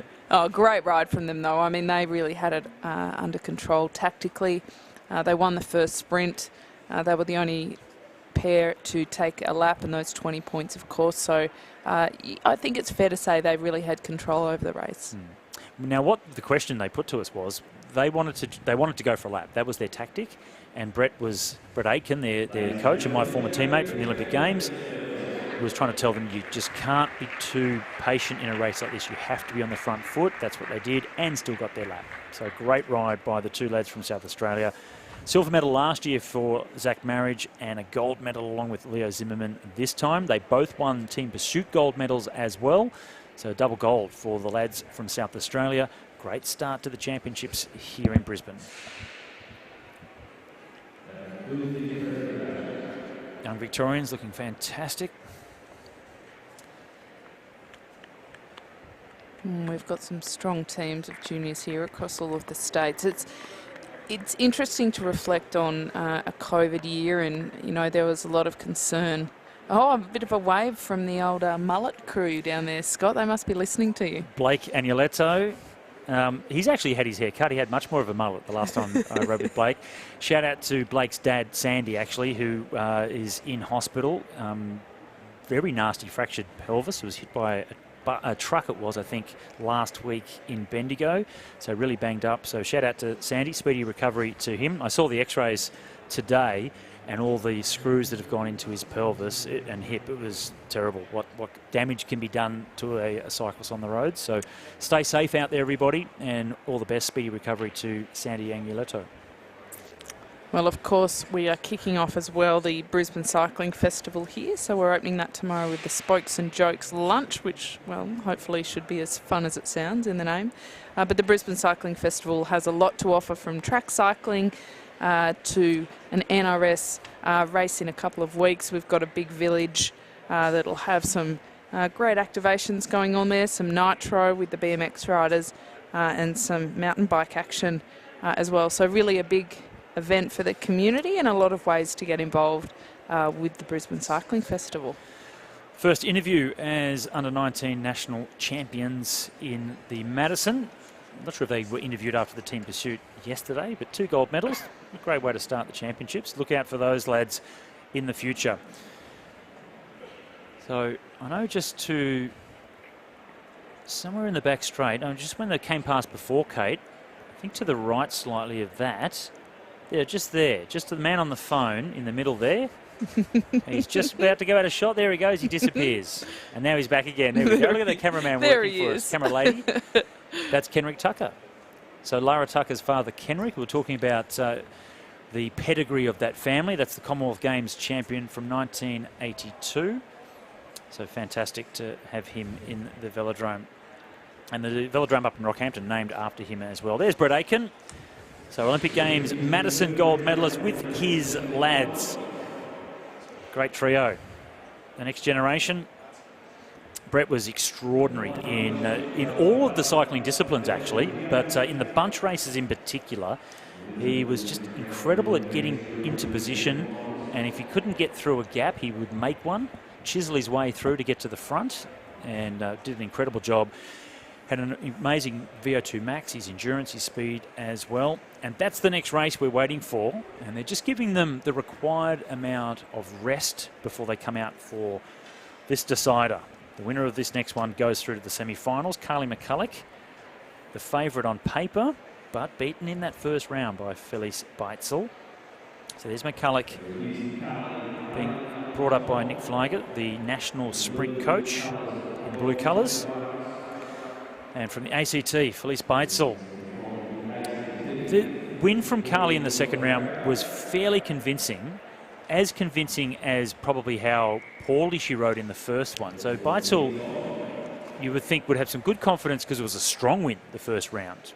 But the tables were really turned in the second one. I've noticed over the years that Carly very often uses the Nationals to try out a few different tactics in the sprint, and as she develops... I don't like the losing one. The losing tactics, that's not a good one. Yeah, I don't think that's the point. Just to see what works and what doesn't. I mean, there are fewer and fewer opportunities to actually hone your racecraft, especially in a COVID kind of affected year. The other thing, while they're winding up here, Scott, is as you get older as an athlete, your style changes, how quickly you can accelerate, your power versus raw acceleration does change, and so you do need to be able to mould a little bit with that. A little bit of old school tactics here. A bit of pressure from Carly McCulloch as she came up underneath Beitzel. 1 lap to go now. This is the slowest sprint that we've seen so far. The slowest start to a sprint. It's going to be a mass acceleration down the back straight. Both riders you'd expect to jump out of the saddle as they do. McCulloch was the first to get going. She has an advantage now over Beitzel and the rider from the ACT. She knows that it's all over and eases off as they come into the straight. And that's 2 wins now to Carly McCulloch. She'll go through to the semi-final. She's done it the hard way with an extra race, but she has made it. And unfortunately for her, she's going to be up against the #1 seed, Christina Clonan, in the semi. So another big challenge coming for Carly McCulloch, the former world champ. Oh, good race for us to watch, though. Great riding from Carly there. It's like she's warming up a little bit because each ride she did get better there. She clearly has warmed up a little bit as well, so we were a bit concerned about whether she perhaps was carrying a bit of fatigue because she does have a heavy training load. The way that can manifest sometimes is just being a bit flat and struggling a bit out there, but the other way it can, especially for older athletes, is that it can just take a bit more time to warm up and get into it. So she didn't have a lightning fast qualifying earlier, which she would have been probably not too surprised by, but also not thrilled by, dare I suggest, from somebody of her calibre.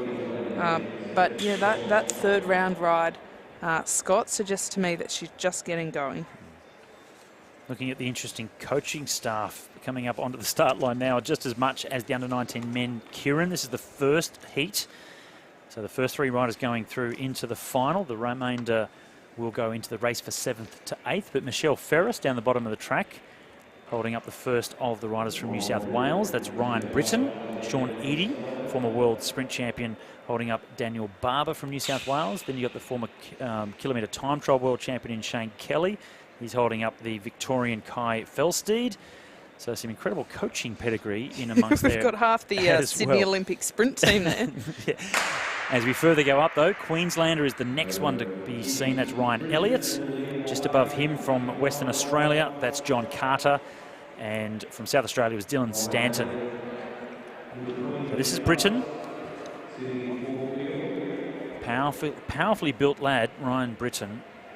Daniel Barber lines up behind him. So the two riders from New South Wales, same procedure as we saw in the under-19 women's Keirin.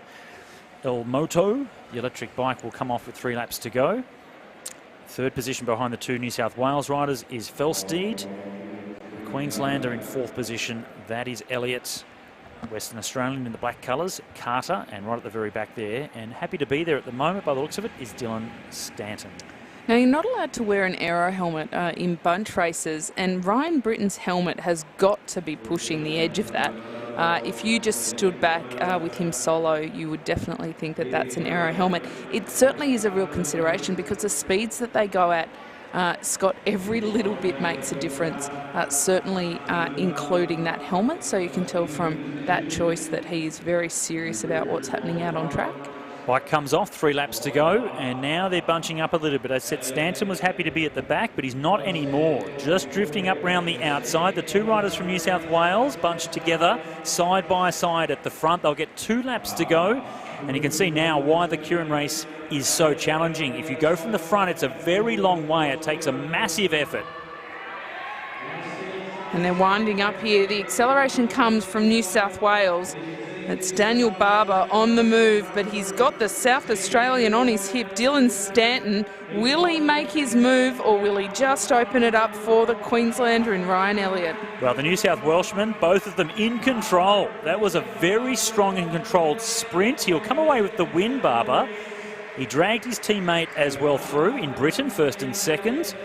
And while Stanton was trying to come up around the outside, also Elliott from Queensland, they had nothing. They could not match that power, just the sheer sustainable power of Barber. He went to the front and he just had it at half throttle. And you can see all the way down this back straight on the last lap, looking over his shoulder, seeing where they all were, and just squeezing the accelerator around the bend. That put the guys out the back, put the two riders from New South Wales through into the final. The very controlled ride. I think it was, the dynamic was quite interesting watching Ryan Elliott following Dylan Stanton. I feel as though he was expecting to get taken to the front with that move, but actually Stanton faded a bit, and that made it a little bit tougher from Elliott. I think we'll see a bit more from Elliott in that next round, because I think he's still got a bit left in his legs, just perhaps a little bit of a error there. So there you go, confirmation on that result. Daniel Barber and Ryan Britton taking 1-2 for New South Wales. Ryan Elliott sneaking in for 3rd. Dylan Stanton moving, he missed out there in 4th.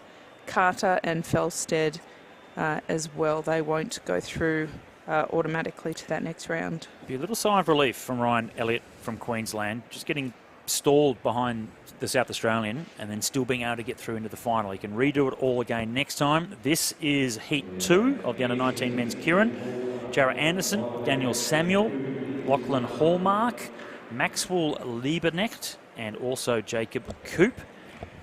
And check out the eyeballing happening there between Jacob Coop and Jarrah Anderson. That was quite a show. I hope somebody got a photo of that. There are also, as we talked about in the sprint, there's a lot of kind of mental, tactical mind games that go on before this Keirin as well. So at the back of the group, the Queenslander is Lachlan Hallmark. Quite a tall lad, that's for sure. In front of him in the light blue colours, Daniel Samuel from New South Wales. From the ACT, Jarrah Anderson sits in 3rd position. Happy to look over his shoulder as well to see who's behind, how they've lined up. And then we've got the two riders from South Australia with Max Lieberknecht and also Jacob Coop. And Max Lieberknecht is the first of those South Australians sitting on the motorbike. It'll come off the next time they come around. Lieberknecht, one of the pre-race favourites for this. And he's right up at the back of the motorbike. You can see Coop just giving a little bit of distance, just to allow himself some room to move up onto the wheel of Lieberknecht in case there is a run from behind. Well, now that El Moto has moved off, this is where the tactics start to play out. They're allowed to move freely on the track. The South Australian pair, Scott, they're following in the footsteps of how New South Wales tackled their win. Oh, we've had a fall there, and that was Anderson from the ACT went down. That leaves 4. The first 3 will go through there. That's also given an opportunity for Daniel Samuel to duck up into second as they come around for that bell.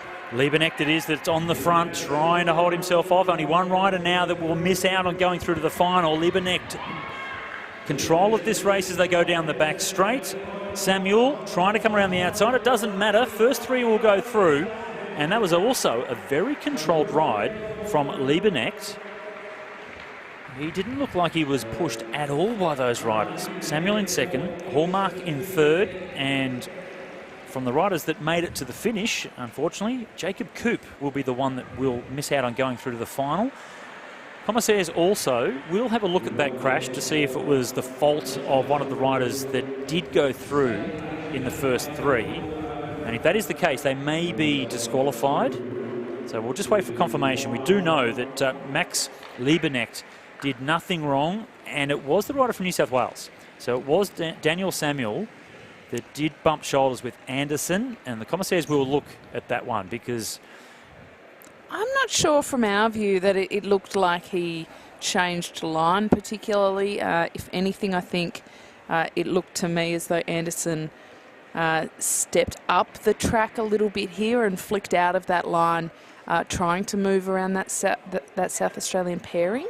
Let's just take another quick look at it from slightly different angles, because it is always interesting when there's a fall to think, yes, accidents do happen, falls do happen, but they are travelling at very high speeds, and the smallest of movements can cause really a very big ripple effect. Unfortunately for Anderson, it came at the cost of his race, but he did look all right, thankfully. He did get up and walk off the track, possibly a little bit cranky.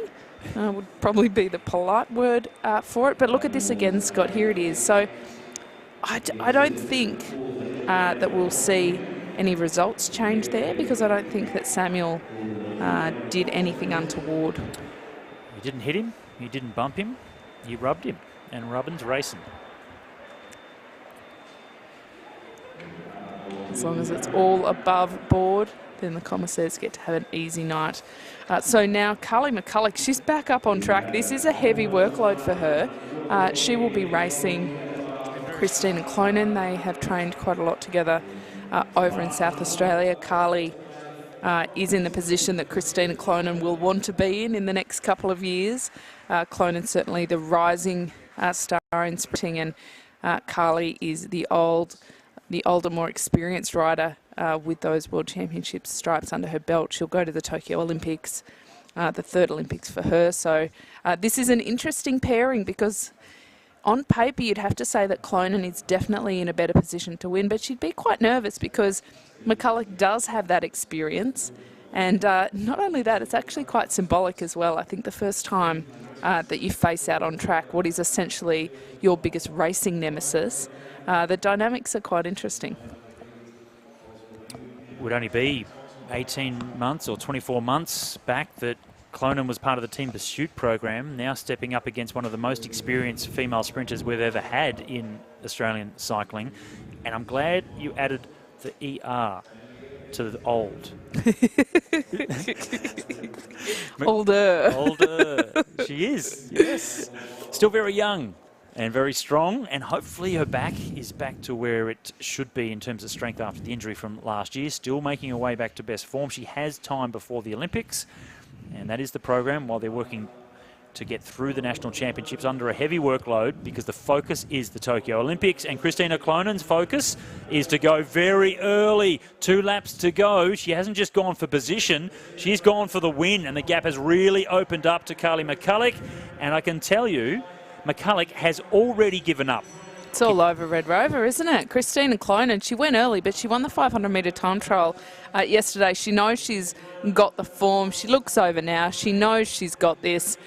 Very tactically well played, because she put McCulloch in a position where it wasn't even worth using the energy They will go through, of course, it's the best of 3 rounds, so it isn't all over.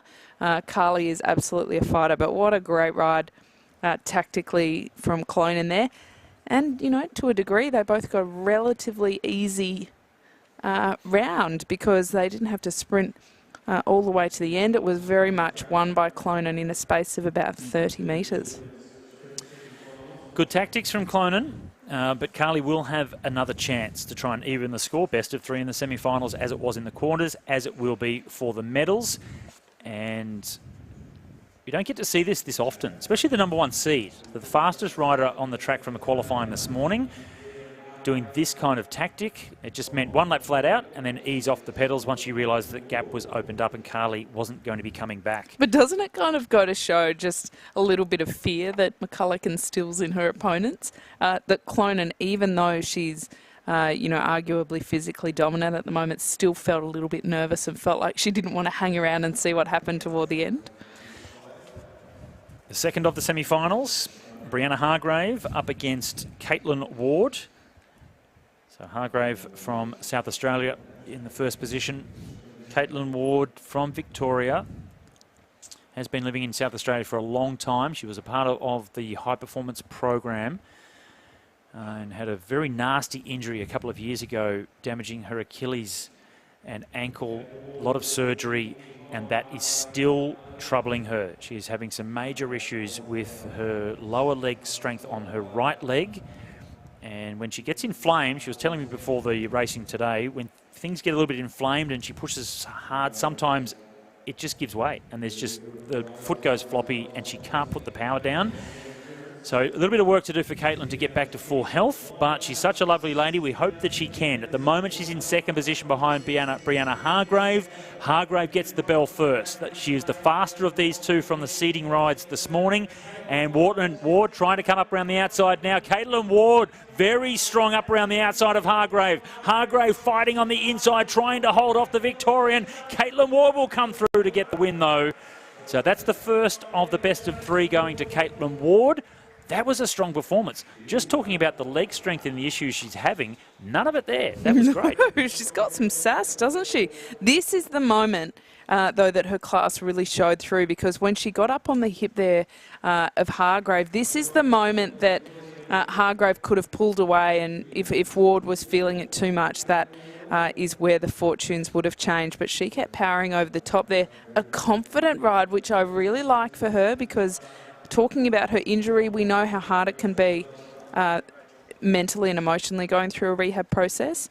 So she's done an exceptional job to really get out on track and bring it. So good on her. I think that we're going to see an interesting couple of rounds ahead for her. Great riding from all of the ladies in the elite women's sprint. And now we'll go to the next generation, the riders that will be in the elite category in the next couple of seasons, if not next year. This is the under-19 women's keirin, the race for 7th to 11th. Only 5 riders on the start line. And then we'll see the race for gold after this one. Good racing in the women's sprints. Clonan goes 1 up against Carly McCulloch, and Caitlin Ward 1 up against Brianna Hargrave. Different tactics from both races. We'll see what the tactics are in the keirin this time. So Claudia Marks from the ACT, also Lily Stratford from Canberra as well. Georgia Benora from New South Wales, Savannah Coupland from Western Australia, as is Jessica Greenler. So we can see 2 riders from the ACT and 2 from from Western Australia, I should say. So we'll see if tactics do play a role here as well. And you can see one of the riders from WA just using the normal spoked wheels as well, compared to the disc wheel and the solid wheels on the front, 5-spokers, or a deep rim. So a little bit harder to get to full speed on the old spoked wheels these days. It is, and equipment plays such an important role. It's certainly a lot fancier than when we started out in under-19s. Scott, the bikes definitely look a little bit fancier these days, as does El Moto. So I think it's all progressed pretty well there. But, you know, at the end of the day, I've seen some athletes do some pretty incredible things on what you might consider less ideal technology and equipment. So I think it is still the rider on the bike that is what is going to make the difference. Lily Stratford from the ACT that leads through, and the bike will come off this time. Stratford will hit the win for the first time, and then it's Coupland, Greenola from WA in second position, Benora from New South Wales, then it's Marks from the ACT, and at the back of the group that's Coupland, Savannah Coupland, number 24. Look over the shoulder. This is the race for 7th to 11th place in the women's keirin finals. And the race for gold will be up next. Bunching up a little bit. They'll come around, get the bell. 1.5 laps to go now. And the pace really isn't on just yet. Two riders from the ACT are on the front. Stratford and Marks. Marks out of the saddle trying to come around the outside of Stratford. Stratford trying to hold off on the inside with the white helmet as they go down the back straight. A little bit of extra elevation, a little bit more downhill, and that's Claudia Marks that powers around the final bend. She'll come away with 7th place. Coupland will pick up 8th, and Stratford just holds on to get 9th. Very clean ride there too by Claudia Marks, wasn't it? She made that look relatively easy. Often when you're watching that 7th to 12th final, or 7th to 11th in this case, and you see somebody win in quite a dominant fashion, you think, oh, why didn't they make that A final? Was that possibly a little bit of error going into it? Because clearly she was not lacking any speed, but a great opportunity for the riders to continue to develop tactically and learn the art of racing a keirin. It's not for the weak, Scott. It's a pretty tough event. Oh, absolutely. Quite intimidating, isn't it? And when you have to really fight for position, you're not allowed to be too overly aggressive anymore. They really have sanitised the race for the right reasons over the last few years, but you still have to really try and push and hold position. And if you're if you're a little bit soft in, I guess, the way you approach the last couple of laps, you will be muscled out of position and to the back and have no chance whatsoever. Yeah, there's not a lot of room for politeness, is there? I'd like that wheel. Oh, no worries, off you go, you can take it. I'm not quite sure that's how it works out there. The under-19 women's keirin final. This is for gold, silver and bronze. And down the bottom of the track is Alessia McCaig. Just above her from South Australia is Meg Marker. Then it's Tyler Puzica from New South Wales. Her teammate beside her is Kalinda Robinson. She was very strong in her heat to come through into this final. Then the two Queenslanders at the top. It's Emma Stevens, and then up towards the fence, that's Danica Blinko. McKay gets them underway as the motorbike comes through. Our e-bike. Well, I like this from McKay because I was a little bit worried in that heat that she kind of got caught out a little bit coming in third. You felt that it showed a lot of confidence by not having to worry and just having to come in third. But I think her accelerating for the bike like that showed a lot of intention from her. Robinson is probably the rider, number 8 there, Kalinda Robinson from New South Wales, that I'm very interested to see how long she waits before she does try and improve her position there. So when the bike does swing off, that's when the excitement starts. So I think we should be expecting Robinson to make quite a big move there. She looks so strong in the heat. She'll come in with a lot of confidence, but she does need to do something quite strong to overcome McCaig, who certainly on paper, Scott comes in with the best form.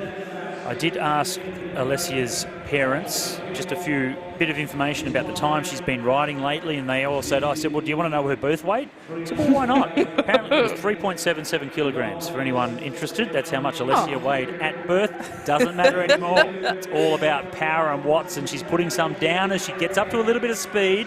First of the riders to try and come around the outside, that is Robinson. She was very strong from the lead position in the semi-final. McCaig now in second position. As they come round, they'll get lap and a half to go, and McCaig in the box seat. Well, Robinson's going to be very hard to beat from the front. She did this in her heat, and it was quite a dominant performance. She's comfortable at the front. She's moved there to establish it. Out of the seat now, Robinson, because McCaig is on her way. Alessia McCaig in second position, but leading down the back straight. That's the rider from the New South Wales. But here she comes, Alessia McCaig. She's looking to defend her title from only a couple of months ago, and it's back-to-back gold medals in the women's under-19 keirin for Alessia McCaig. What a performance. I think Meg Marker might have snuck in for the silver medal there ahead of Kalinda Robinson as well. Tactically very good from Robinson. She wasn't able to hold on, but she gave it a red-hot crack. But McCaig, she's just too good. She's just too fast at the moment. And I think, you know, despite the tactics deployed against her, McCaig just had that advantage. All comes down to weighing 3.77 kilograms at Perth. That must be it. What I did like about Alessia's ride is also how patient she was. She put herself into second position, Robinson trying to hold on from the front, but then didn't panic and just went when she needed to. She didn't dominate that race, she didn't ride away from them, but very patient about when she attacked it to come away with gold. So defending her title and backing up the 500-metre time trial on the Australian record this morning, or this afternoon, now a gold in the keirin. So certainly a young rider that's has definitely got her eyes set on potentially riding the Commonwealth Games next year as a first-year elite, which would be extraordinary, but she does appear to be the next in line to go up into that sprint program. Well, we have had some high-profile retirements from the women's sprint program, so now is absolutely the time to get those opportunities. Christina Clonan, we see her, the Queenslander, on track now, riding against Carly McCulloch. At the moment, these are our ranked number 1 and 2 sprinters in the country after the departure of Stephanie Morton. She retired. COVID kind of got in the way of her plans there. It's inevitable. It happened across the board in a lot of sports to a lot of athletes. These Tokyo Olympics will be Carly's last Olympics, so the opportunity is rife now. It makes it even more interesting to consider just how important those Olympics are to Carly as her final ones, to consider then what her preparation is for the Nationals and how it really is just a stepping stone for her in that long-term preparation. Bit of a different story though for Christina Clonan, because she has got some real opportunities here if she puts her hand up to get a few tickets to a few races that she previously may not have. So we are definitely looking at riders at the opposite end of their sprinting careers, which makes that dynamic that little bit more interesting. Christina Clonan is in the maroon colours of Queensland, leading Carly McCulloch. She's been at this level of the National Championship so many times in the past, but she has to get the win over Clonan this time to have a chance to take it to a third race. Clonan, she wins, she's through to the gold medal ride, and at the moment, McCulloch trying to come up around the outside of the Queenslander, but Clonan has the strength. The fastest qualifier goes 2 straight and in to the gold medal ride. We'll wait for a moment just to see who she'll be up against, but that was a very strong ride up against someone as experienced and talented as McCulloch. Well, Clonan's on fire. She took the gold in the 500 and through these sprint rounds. Look at how comfortable she is. She didn't, though. This is the first round we've seen so far of any sprint performance from her where she's had to ride all the way to the line and really push 100% there to beat Carly. In that first round, the tactics were quite different, so she didn't quite get away in the same fashion, but still crossing that line. A lot of respect between these riders. Look at that, they're arm in arm, congratulating each other on their performance. I love the camaraderie, and I do think that one of the upsides of the COVID year is that a lot of these athletes have spent a lot more time together, and they've also been through some tougher periods, and they have had to really strengthen those bonds and those friendships. Caitlin Ward now coming up onto the track. She's 1 up in the best of 3 against Lara Tucker. Against Brianna Hargrave. So Hargrave from South Australia at the top. Caitlin Ward from Victoria just below her. And it was a very strong ride, I've got to say. Now, Hargrave seated faster, So slightly quicker in qualifying than Caitlin Ward, but Ward put in such a good ride in that first round of the semi-final. So Brianna really has to think about something to try and come away with the tactics that are going to be good enough to get the win. Yeah, there have been question marks over Caitlin Ward's form given her injury status, but what we've seen so far tonight has been pretty impressive. Not only has she ridden with a lot of confidence, so tactically she's been pretty robust so far, but she's also accelerated very well from both a seated position and also out of the seat.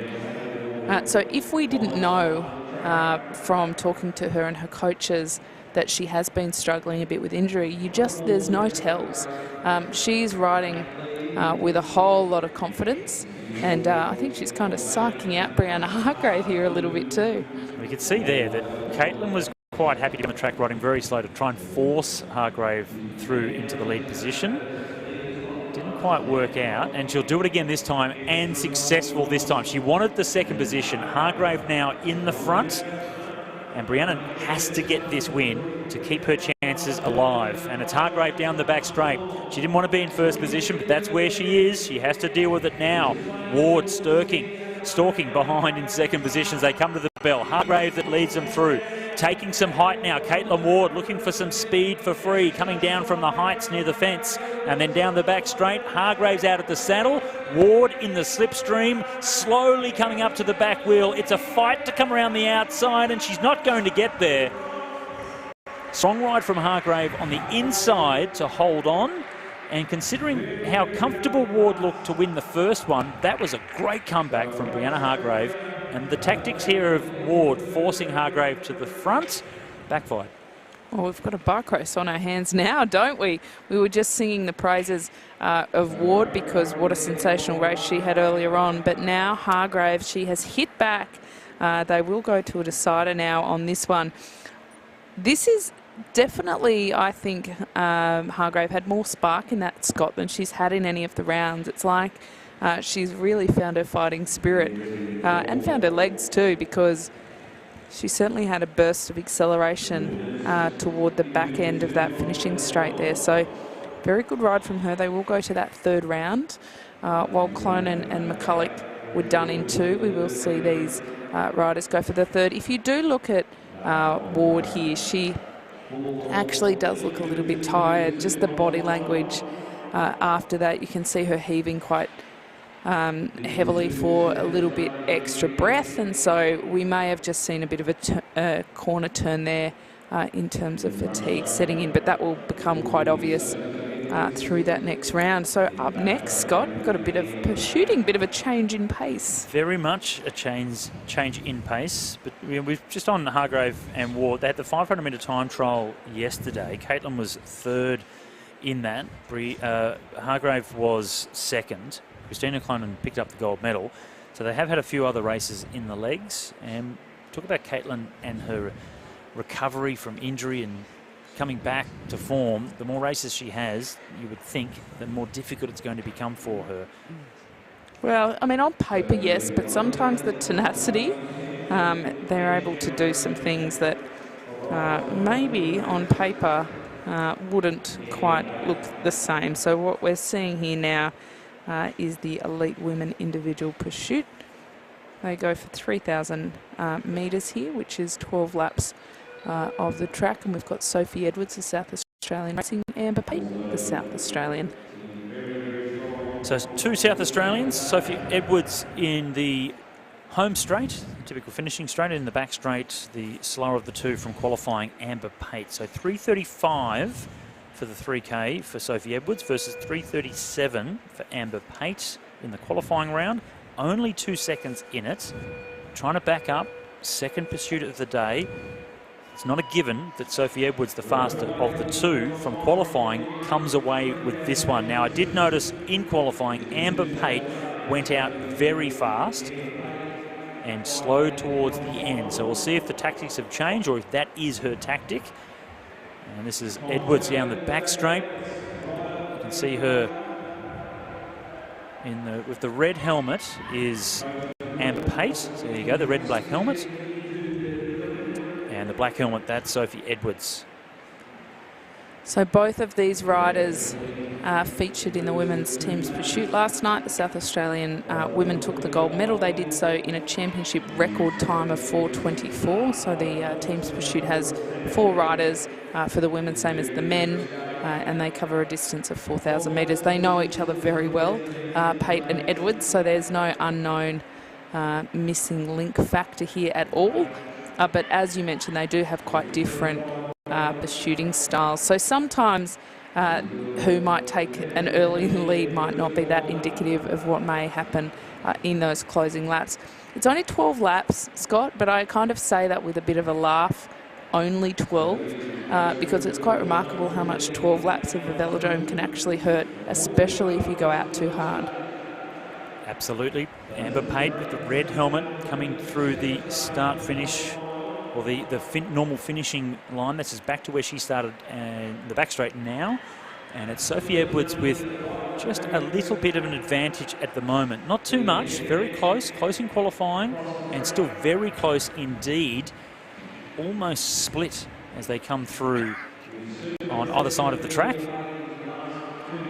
They do have very similar pursuing positions, actually. I mean, it's easy to tell them apart with the helmet, but they both are very aerodynamic and tucked in and quite powerful as well. Pate is starting to show a bit of fatigue, less in her body language and more in how much her line is moving. So you can just see she's moving up and down around that black line quite a bit, whereas Edwards is hugging the black line through the bends and actually floating up a bit to the red.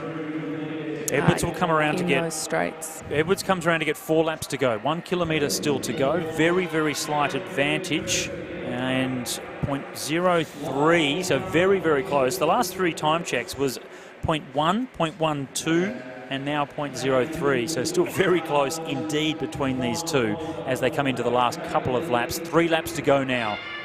Bit of a tell from Edwards. The head is dropping. We can see the tip of the aero helmet is starting to point up a bit, which is what carries fatigue. And Amber Pate, I think, Scott, she's just taken the lead. Amber Pate has changed the tactics. She went out really fast in qualifying and slowed towards the end. It looks as if she's doing the opposite this time, and it has got her into the lead with only a couple of laps to go now. 1.5 laps to go, and it is Amber Pate with the red helmet on the left-hand side that is slightly in front. They'll come around to get the bell, both riders. Sophie Edwards needs to do something very special on this last lap if she wants to come away with the bronze medal. Big fight on this final lap, but it does look like Amber Pate, with half a lap to go, the gap is starting to open up ever so slightly, and it will be on the left-hand side with the red helmet, the South Australian. Amber Pate comes through to pick up the bronze medal. Time of 3:37.8, so very close, almost identical to the time that she rode in qualifying. So Edwards riding faster to get to the bronze medal ride, but then slowing and finishing 4th. Amber Pate very consistent to come away with a time almost identical, only 1/10 of a second difference from what she did in qualifying. That's worthy of a bronze. It sure is. That was a great ride from her, and it goes to show the maturity of her as an athlete, that she can change her tactic from the style she qualified in earlier. There are some riders who are just known for going out hard and having to hang on, others who do the reverse, but when you can swap it around like that, that actually shows quite a lot of versatility, especially to back up with the same time but the opposite tactic. So great ride from her, and they both had a fantastic ride in that team's pursuit last night to get that championship record. That would have taken quite a lot of energy out of their tank, so they've done a pretty good job to back it up tonight.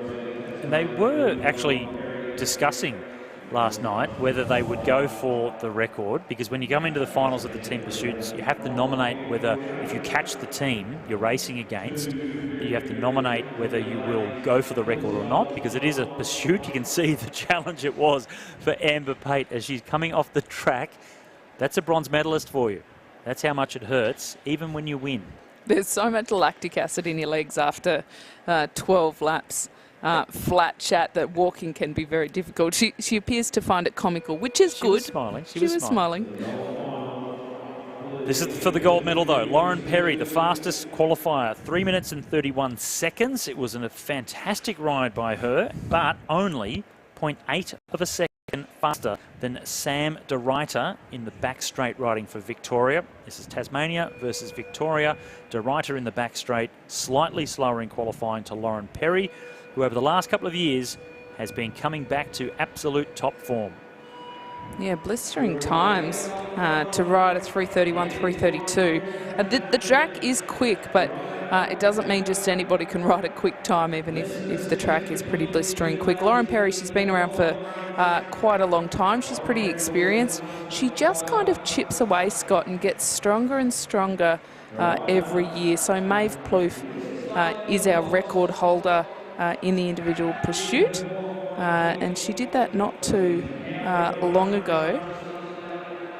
She did that in Adelaide at the State Championships, and that was in a 3:25. But the Aussie Championship record is a 3:29, Scott. So that's by Amy Cure. Can Lauren Perry beat her state mate for that Aussie record? A 2-second improvement in the final would be a big step up. But she's looking good. She's looking smooth, and they will push each other all the way to the end here, because in qualifying they didn't quite have the race element. It was more about posting a fast time, but it certainly changes when there's a gold medal on offer. Perry it is that has a very slight advantage after the first couple of laps, and Sam de Ruyter very balanced about the way she does her pursuiting. She'll be able to hold this speed all the way to the end, so it will be a question as to whether Lauren Perry will be able to stay in front of the Victorian. And de Ruyter now just starting to make her move, and she's pushed herself slightly in front of Perry.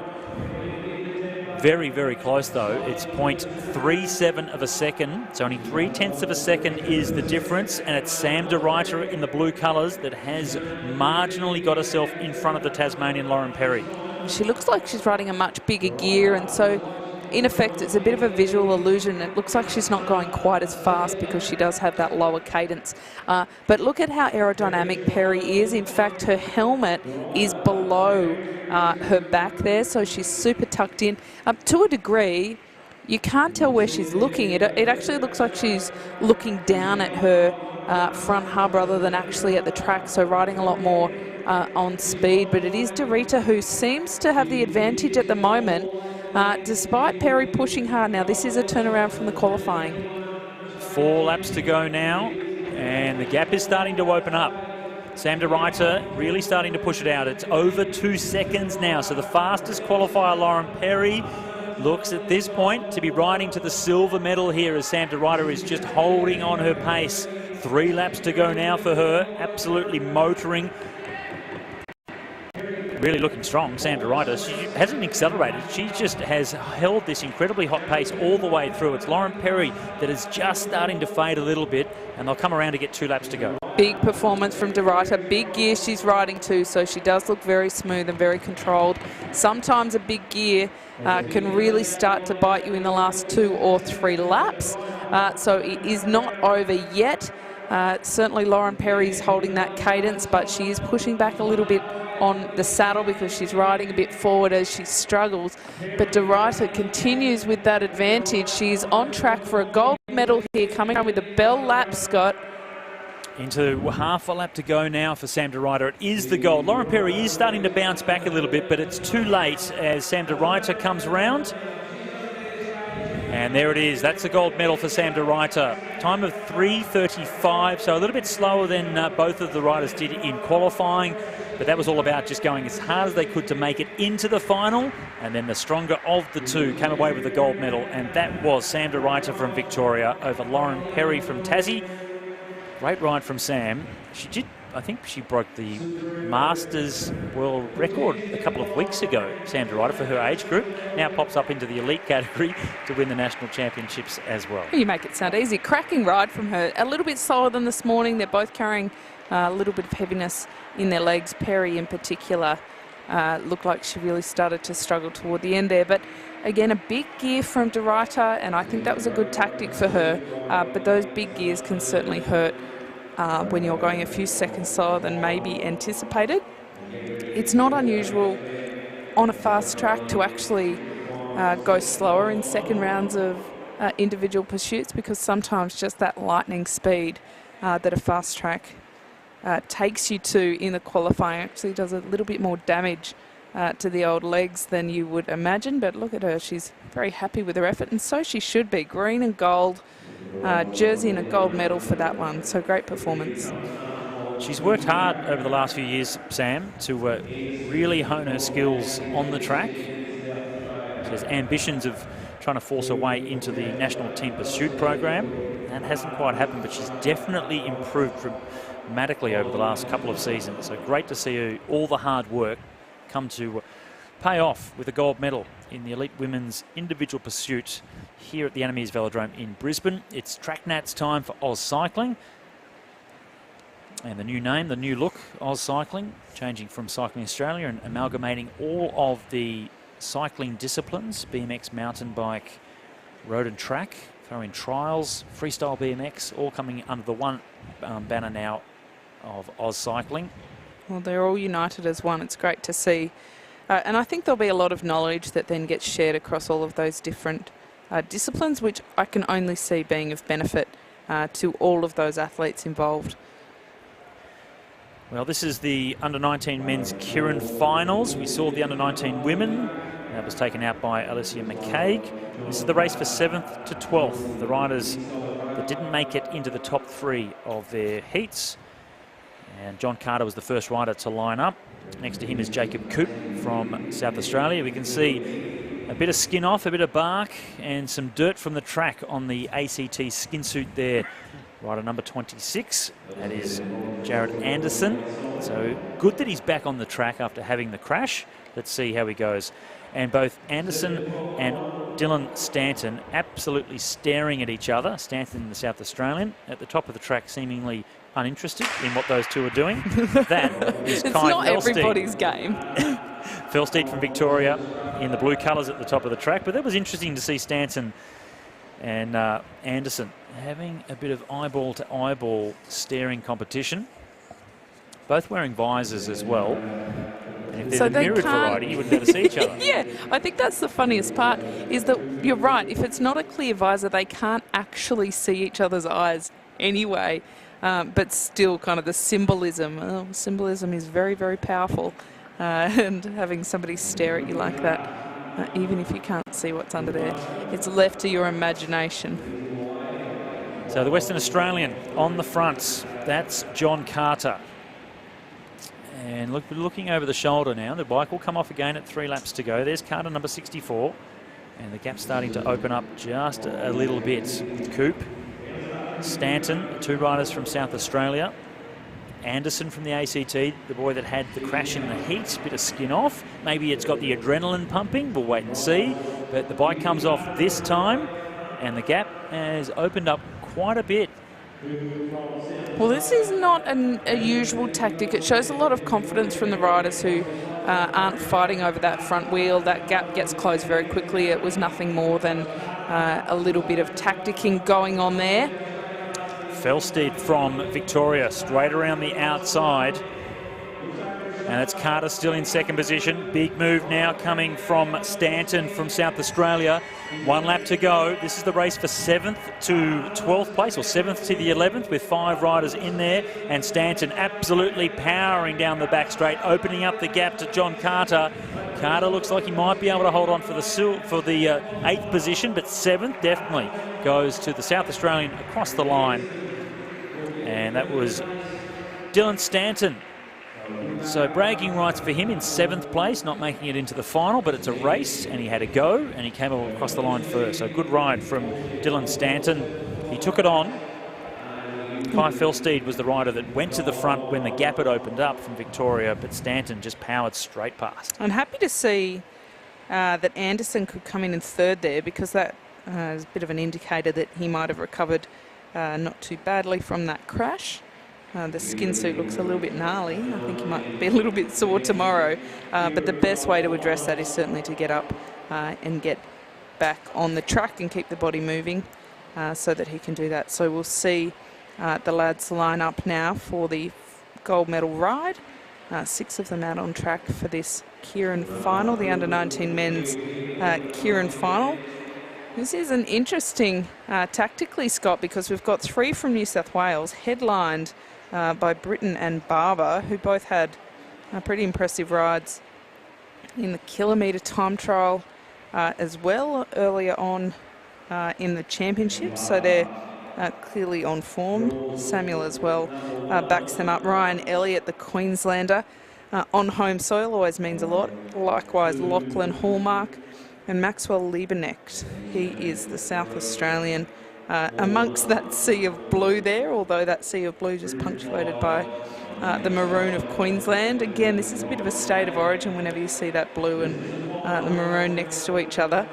Not a lot of death staring going on amongst these lads, Scott, so I think they're all just there to ride their own race. Will New South Wales collude a bit and work together against the other states?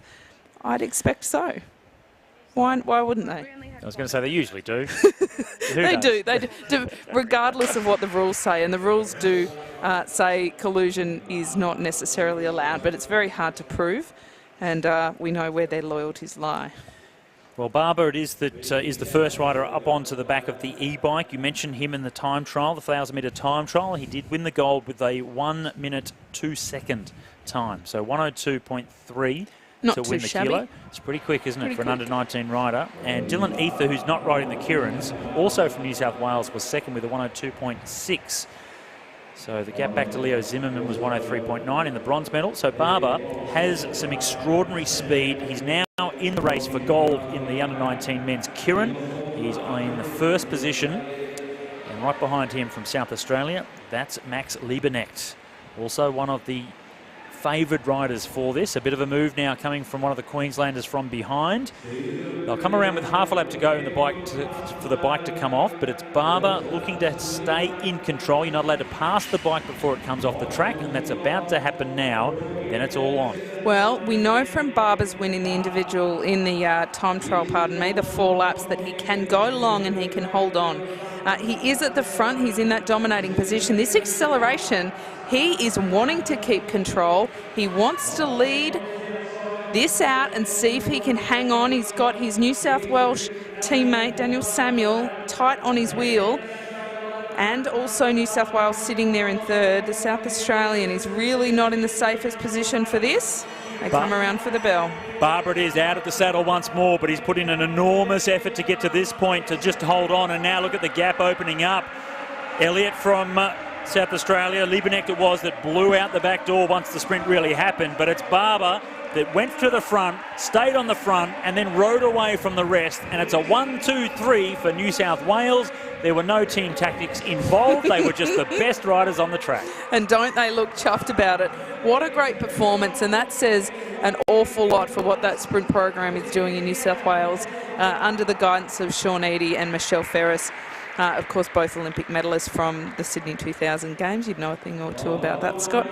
So the New South Wales team, dominant performance, wasn't it, from Daniel Barber there. That acceleration and the control from the front, he just perfectly led Britton and Samuel through, but took that gold medal with relative ease. With enough time to look over his shoulder to see who was going to be on the podium with him. So it was a comfortable victory to Daniel Barber from New South Wales, and a trifecta from New South Wales as well. So great riding by all 3 riders, but gee, that was very special for the guy that won the kilometre time trial in a 1:02 to come away and virtually do the same thing over the last couple of laps in the under-19 men's Keirin final. That was classy. I liked that. Now we'll have the lady sprinters back out on track now, but it looks to me like they may be having a bit of a chat about this Keirin. We'll just see the riders now just rolling down. We'll just take the opportunity to just take a quick break before we come back with the women's sprints. It seems an age since I've seen you. Countdown as the weeks trickle into days. I hope that time hasn't changed you. My happiness is slowly creeping back. Now you're at home.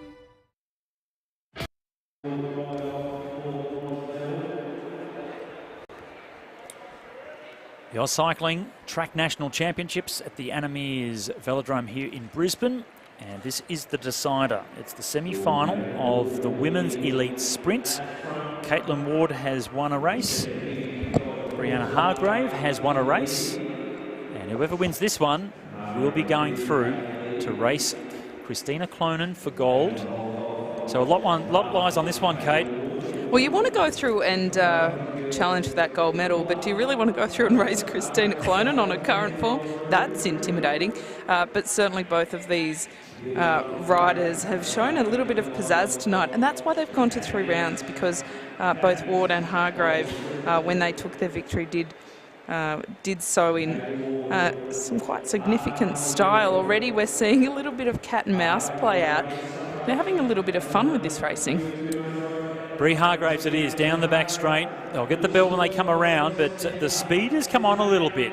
And Caitlin Ward just trying to force some pressure, put some force into those pedals of Brie Hargrave to waste some energy, hoping that she might die on this final lap as they go down the back straight. Hargrave it is, out of the saddle one more time. I think it's the 3rd time she's got out of the seat to get some speed, and Ward has thrown in the towel. She wasn't able to get up to the back wheel of Hargrave. Hargrave herself has pushed all the way through to the line to make sure that she came away with the win. So she goes 2 up, 2-1 it was in the semi-finals, and makes her way through to the gold medal race. And you can see down the back straight, we're talking about the injuries that Caitlin Ward has had and trying to come back from, and it just seemed that she didn't have that power to push through the pedals. It was a bit of a tell after the last one that she was down. She remained down on her drops afterwards and was taking in a lot of very deep breaths when Hargrave looked a little bit more comfortable. But they certainly pushed each other all the way there. They'll go through now. Ward will be racing for that bronze medal, so the night is not over. Hargrave, she looks pleased. She will race Clonan. It won't be an easy race for that gold medal, but she's guaranteed silver at worst, and that's a pretty good feeling. Guaranteed medal. She went to slow down pretty quickly there, backpedaling quite a bit, wasting a little bit of extra energy doing that, unfortunately. Then couldn't stop in time, and now she's going to roll another lap, warming herself down. Up next, we will have presentations before we see the elite women come back out again to race for gold, silver and bronze. And Hargrave has done a very good job of putting herself up into the final. Christina Clonan is, I think at this stage, probably the unbackable favourite, but sprint racing, so much can happen. Tactics come into play. Hargrave with an extra race in the legs, having to go to the best of 3 and ride that 3rd round against Caitlin Ward. She'll try to put that out of her mind now and just get on the home trainer on the rollers, just spin the legs out, trying to recover a little bit. Yeah, when you're facing an opponent like Clonan on current form, you don't really want to think about it too much. You just want to go through the processes and get to the line in the best physical and mental mind frame. So still plenty of racing to come here tonight at the Meares Velodrome at the AusCycling National Track Championships. The women's sprint finals are coming up, the elite men's individual pursuit as well. So we're looking forward to those big championships still to be decided, and it's all coming up on the other side of this break.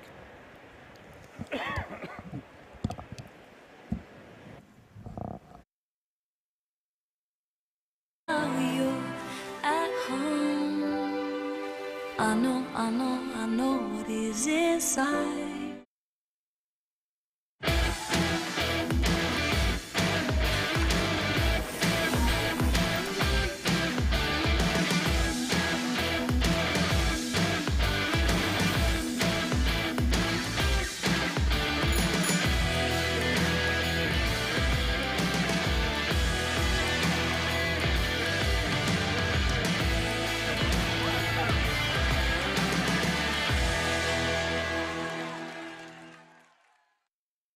It seems an age since I've seen you.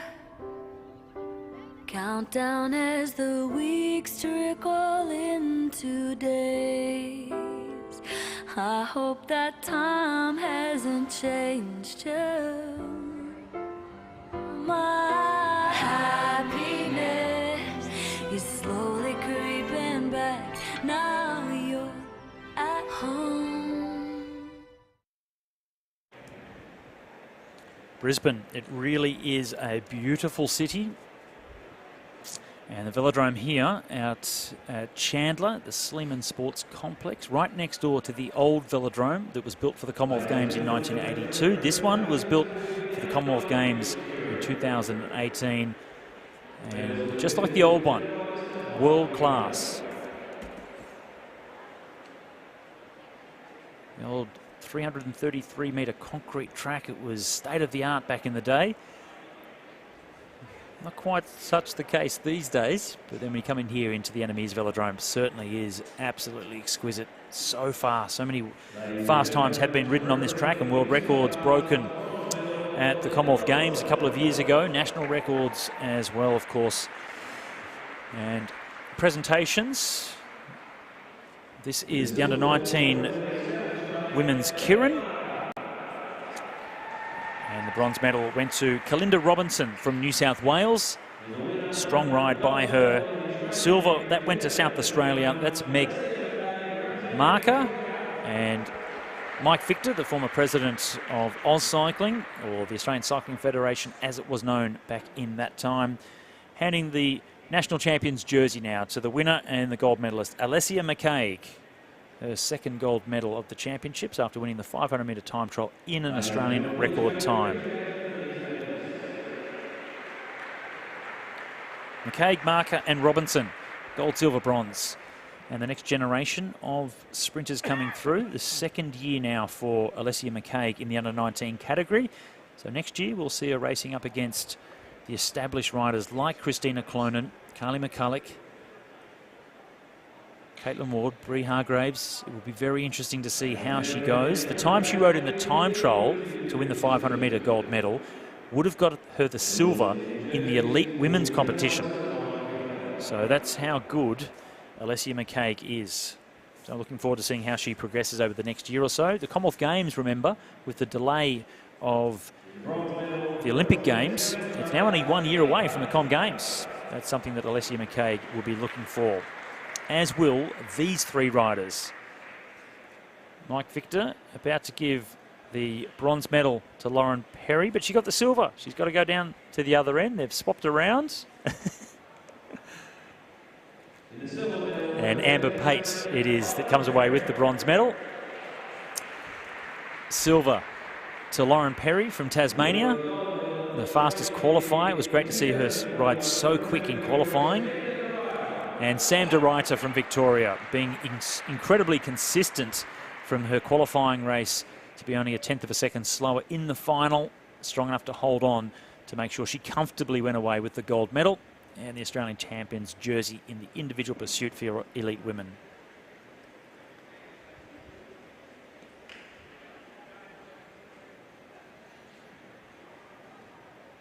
Slight readjustment of the medal there for Sam. So Sam de Ruyter, Lauren Perry and Amber Pate, gold, silver, bronze in the elite women's individual pursuit.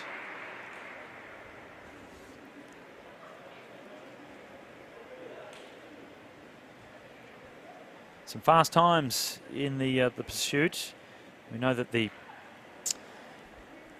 endurance high performance program hasn't got their riders here racing the championships. They are on a very solid training block now to push through to the Tokyo Olympic Games. With everything changed with COVID, the pandemic situation, their program has been very much turned upside down. And unfortunately then for us, don't get to see them here at the track. They're focusing on the games. We will get to see them in Tokyo. Looking forward to that. Great performances expected from all the Australian cyclists. They really have stepped up over the last couple of years. So in the under-19 men's keirin, bronze medal from New South Wales, Daniel Samuel. Silver medal also to New South Wales, Ryan Britton. And completing the trifecta, Daniel Barber in what was an incredibly strong performance.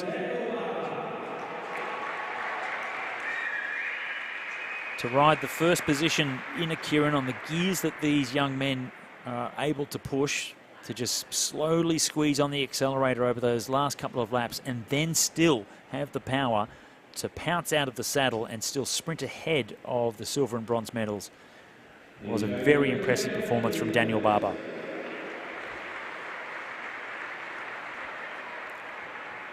Barber, Britton and Samuel. 1, 2, 3. The first trifecta we've seen from any of the states at the championships so far in the 2 days of competition.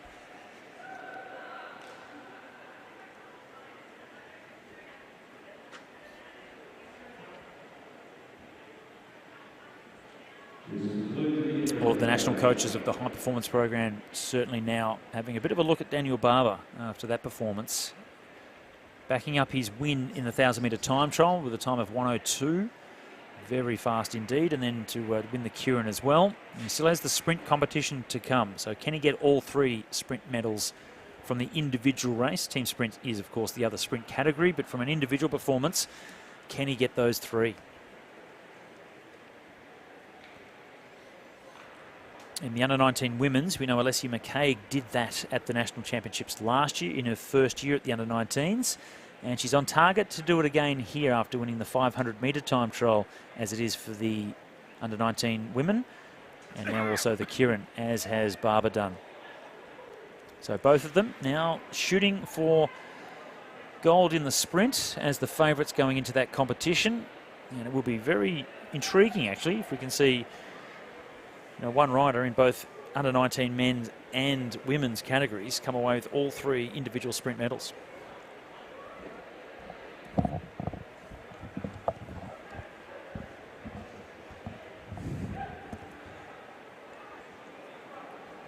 So while Daniel does his duty, doing some interviews after the presentations, he'll also be looking to freshen the legs up and get ready for the sprint comp that's still to come. But for now, lapping it up before we have the elite women's sprints final coming onto the track. So the race for bronze will be up next, followed by the race for gold and silver.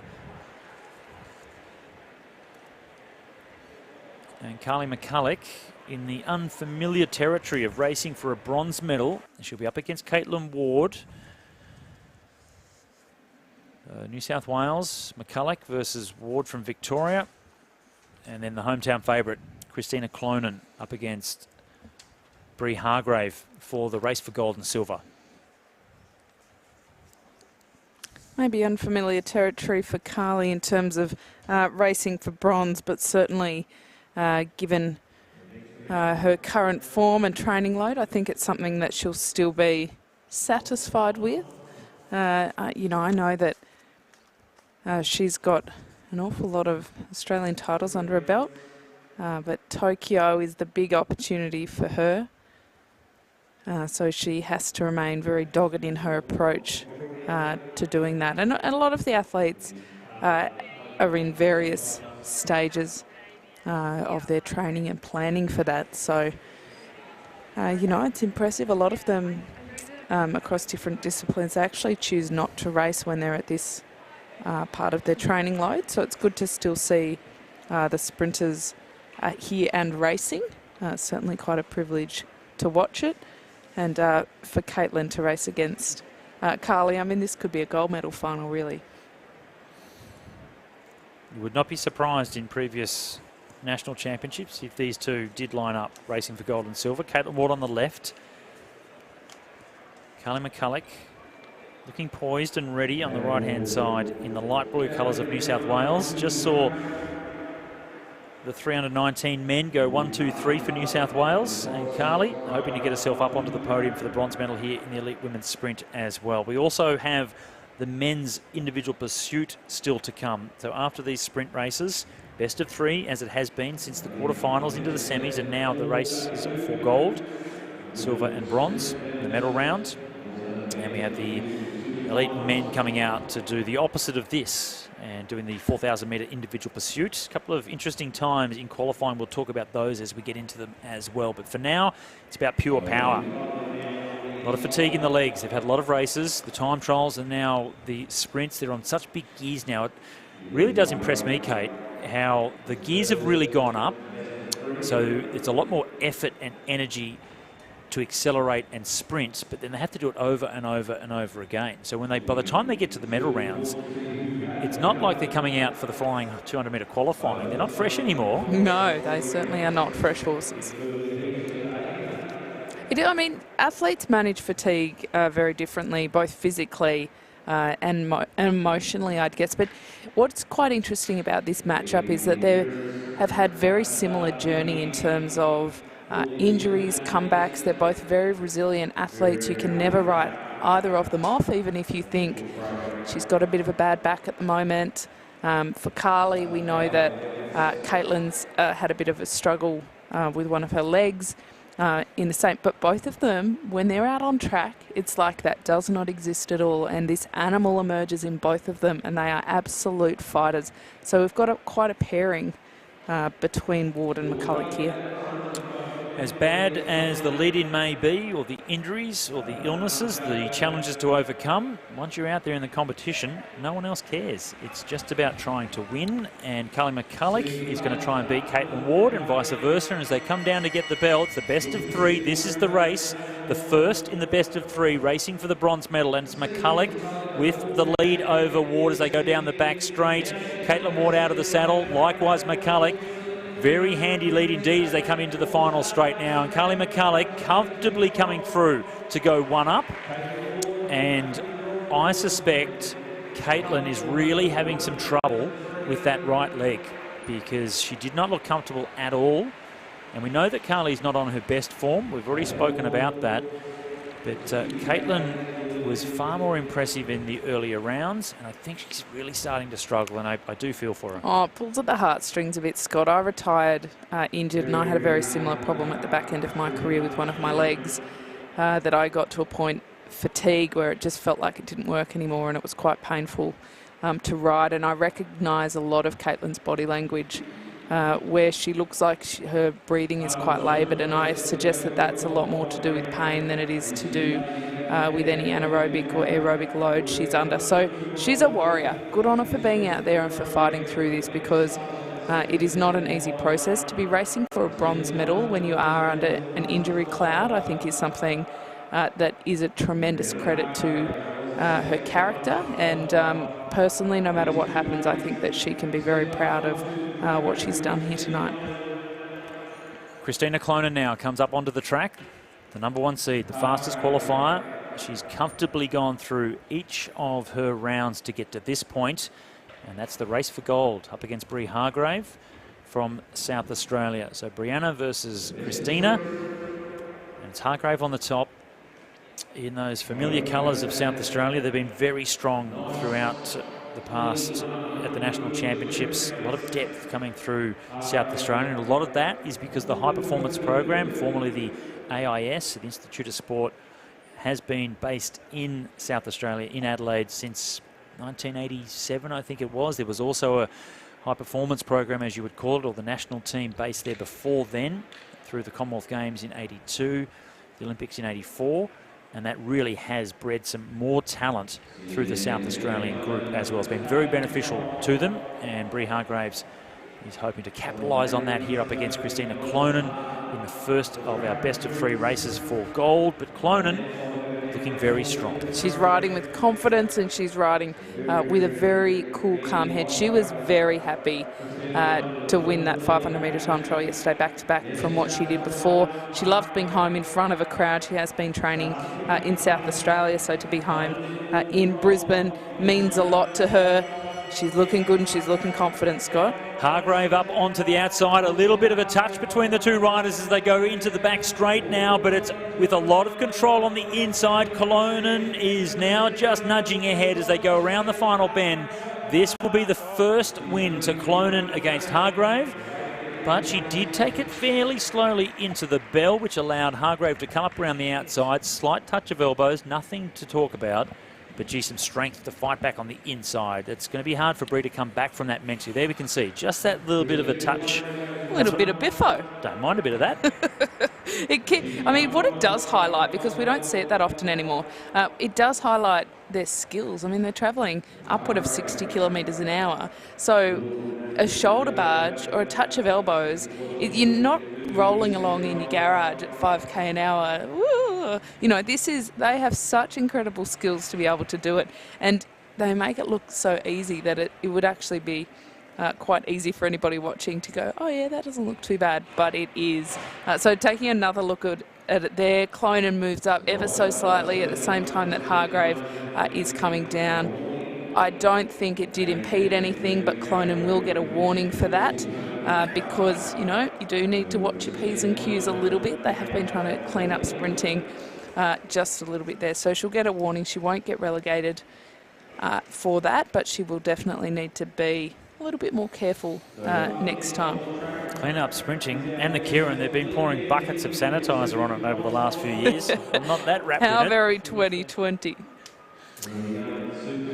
Well, that's Patrick Eddy from Bendigo in Victoria, former Australian under-19 road race and time trial champion from a couple of years ago on that incredibly difficult circuit around Ballarat and Buninyong. He's only just recently decided to come back to the track to have a go. He's been off the track for a couple of seasons now, and he's only really been back on it for the last 4 or so, 5 weeks, and already has a gold medal in the team pursuit from yesterday, riding for Victoria in the elites, and then now racing for the bronze medal up against Oliver Bledden from Western Australia. Pretty close in qualifying, Kate. 4:18 for Pat Eddy, 4:19 for Bledden. Just under a second and a half difference in it. They do actually have quite different styles, so we'll just have to see how they go out and whether they are deciding to stick a little bit to their own schedules, or whether from the first lap they're racing each other. It is quite common for the first half, which is 8 laps in this case, to not even really worry about the rider on the other side of the track, but simply to go at a pace that you and your coach know that you can maintain and then build on. Of course though, Scott, sometimes you get that fight in you when you know you're racing and you can see the finish line and you can get a little bit excited. So let's just see how they settle in. But certainly it looks like Eddy has accelerated like the clappers out of that start gate. I think he's on a mission. He has got a bit of an advantage now after the first lap, and it was a powerful performance. It looked more like the kilometre time trial with the effort out of the start gate for Pat Eddy. But he's a man in a hurry, and the former national under-19 road champ wants to do something on the track. He can see the pathway that other riders like Rowan Dennis that have made their way through the track and into the professional ranks, and is thinking that's probably not a bad thing. And I did talk to him after the team pursuit yesterday. He said it was good fun. And not many people say things like that are good fun in such a difficult race. When lactic acid is coming out of your eyeballs, it takes a whole special personality to call that fun. But it is a good challenge. What I do think about Eddy, having only been on the track again for 5 or 6 weeks, now they go through that first kilometre, there's a second difference, second lead to Patrick Eddy there, is that he's still learning how to ride the individual pursuit, how to pace it after being off the track for so long. He went through that first K in a similar split to what he did in the qualifying, so he is definitely on track to deliver a good performance. Based on his road credentials, Scott, it wouldn't surprise me if he could actually up the ante a bit and bring it home quite quickly. That will be interesting to see. Just under a second and a half difference between these two. Oliver Bledden, it is from Western Australia with the orange helmet, black skin suit, still slightly behind. Might get another time check as they come back around to their original start positions on either side of the track, and it's 0.9 of a second, so it has come back a little bit. So Oliver Bledden doing a little bit to come back at Pat Eddy now. So the big, powerful burst of energy off the start from Eddy, is that going to start coming back to him towards the end of this race? 4 kilometres, it is a long way with this amount of pressure going through the pedals. Victorians, and Blake in the middle there is Blake Aniletu, who trains, good friends, and trains and lives around the corner from Pat Eddy. So he'd be really hoping that his teammate, riding partner can get up it. It's got a bit of a cheer squad. The gap has come down a little bit again. It's now at 0.8, where it was over a second at that 1 kilometre mark. Eddy really needs to settle in and keep this pace going, because 16 laps is an awfully long way. You're right, it can feel like that, but Bledden does appear to be speeding up a little bit. He looks quite comfortable. He's on a lighter gear, Bledden, so a higher cadence. When you look on screen, that can change how fast you think they're going. 5 laps to go, Scott. They're coming into the real burning end of it. 0.79 of a second is the gap, so it has come back a little bit. Bledden is fighting hard to come back at Eddie. It was a little bit over 1 second a couple of laps ago, and now it's gone back out again. So 1.05 seconds for Pat Eddy. So Pat has lifted to try and match the performance from Bledden from Western Australia, who was coming back at him. And now with 3 laps to go, it is Pat Eddy that's really starting to push it. 1.3 seconds out in front now. He's really chasing bronze. He's 2 seconds down on his split from this morning, so the fatigue is certainly setting in. But Eddy does have that advantage. He is bringing it home. Bledden is suffering more in this back end than Eddy is. Both of the riders a little bit slower than their performances this morning, but this is a race now. They are not looking at splits or times. They are just trying to race each other. One more lap of the track to go, and it's Pat Eddy that's out in front. And if he looks up around the track, you'll see that he has been able to maintain the speed, and now we can see the black skin suit of Oliver Bledden out in front. So he really has closed it down as he comes to the line. It's a bronze medal to Patrick Eddy, and a time of 4 minutes and 17 seconds. So still handy. He's actually really brought it home, considering he was down on his qualifying ride, but brought it home to ride 9/10 of a second quicker. So great comeback. It's what you were saying about maybe the road background. Well, you know, that is interesting, isn't it? Because with a kilometre left to run, he was nearly 2 seconds off his ride this morning. To turn that around, he's then improved 3 seconds in that final kilometre. That suggests to me that not only does he have pretty good legs, but that he could probably go a fair bit faster again. He's obviously still kind of playing around with that tempo, and it is quite a skill to sit well above your threshold for that 4 minutes, but it's such a tight line, isn't it, before when you tip over, explode, and that's when we see those really ugly splits at the back end where they really do slow down. So I think that a few more pursuits under his belt and he could knock probably another 4 or 5 seconds off that. Good ride from the young man from Bendigo in Victoria, Pat Eddy. He was hoping to go to Europe this year with his Bridge Lane team, part of the National Road Series. They are heading off, well, hoping to head off to France this year for a few months. And still a little bit up in the clouds as to whether that's going to happen or not, as you can imagine. Now, the World Tour races are great. They're all happening and still going ahead. Some talk about Paris-Roubaix, whether it will or not. But it's the next level down. The teams like Bridge Lane would go over and ride. They are the races that are getting cancelled all the time, unfortunately. Here we go. This is the big one. The Men's Elite Individual Pursuit National Championship Final. Connor Lay from Western Australia. And this is James Moriarty from Queensland. 4 minutes, 14.6 for Connor this morning. And James Moriarty, 4:15.3. So less than a second between these two in qualifying. Who's got the guts to go away all the way to the finish and pick up the gold medal this time? Well, they can take a bit of confidence out of Eddie's ride that the track still remains fairly fast. He knocked a second off. Can these riders do the same? It was a tighter race between Leahy and Moriarty than it was between Eddie and Bledden in the qualifying. I think this will be, especially in that first half, very much head-to-head.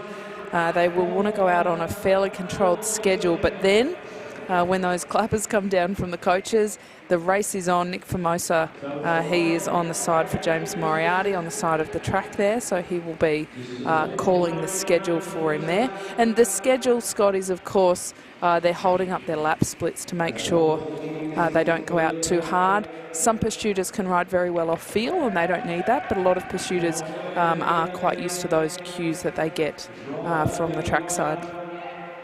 Well, 2.5 laps down, coming around to complete the third lap now, and it is Connor Lay that is comfortably in front, waiting for Moriarty to come through, and it's 1.56 seconds is the advantage that Connor Lay has over James Moriarty from Queensland. Here's the big Queenslander coming through now, and the Western Australian Connor Lay, 4:14 in qualifying, but he was the last rider to start, so he could ride just to be the best qualifier. He may have held back quite a bit and could perhaps really bring this one home for gold.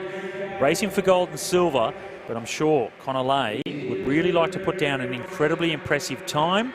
As he goes through, it's 1.91 now, so the gap opening up even more, and Moriarty is going to have to dig very, very deep indeed if he's going to come back over the Western Australian.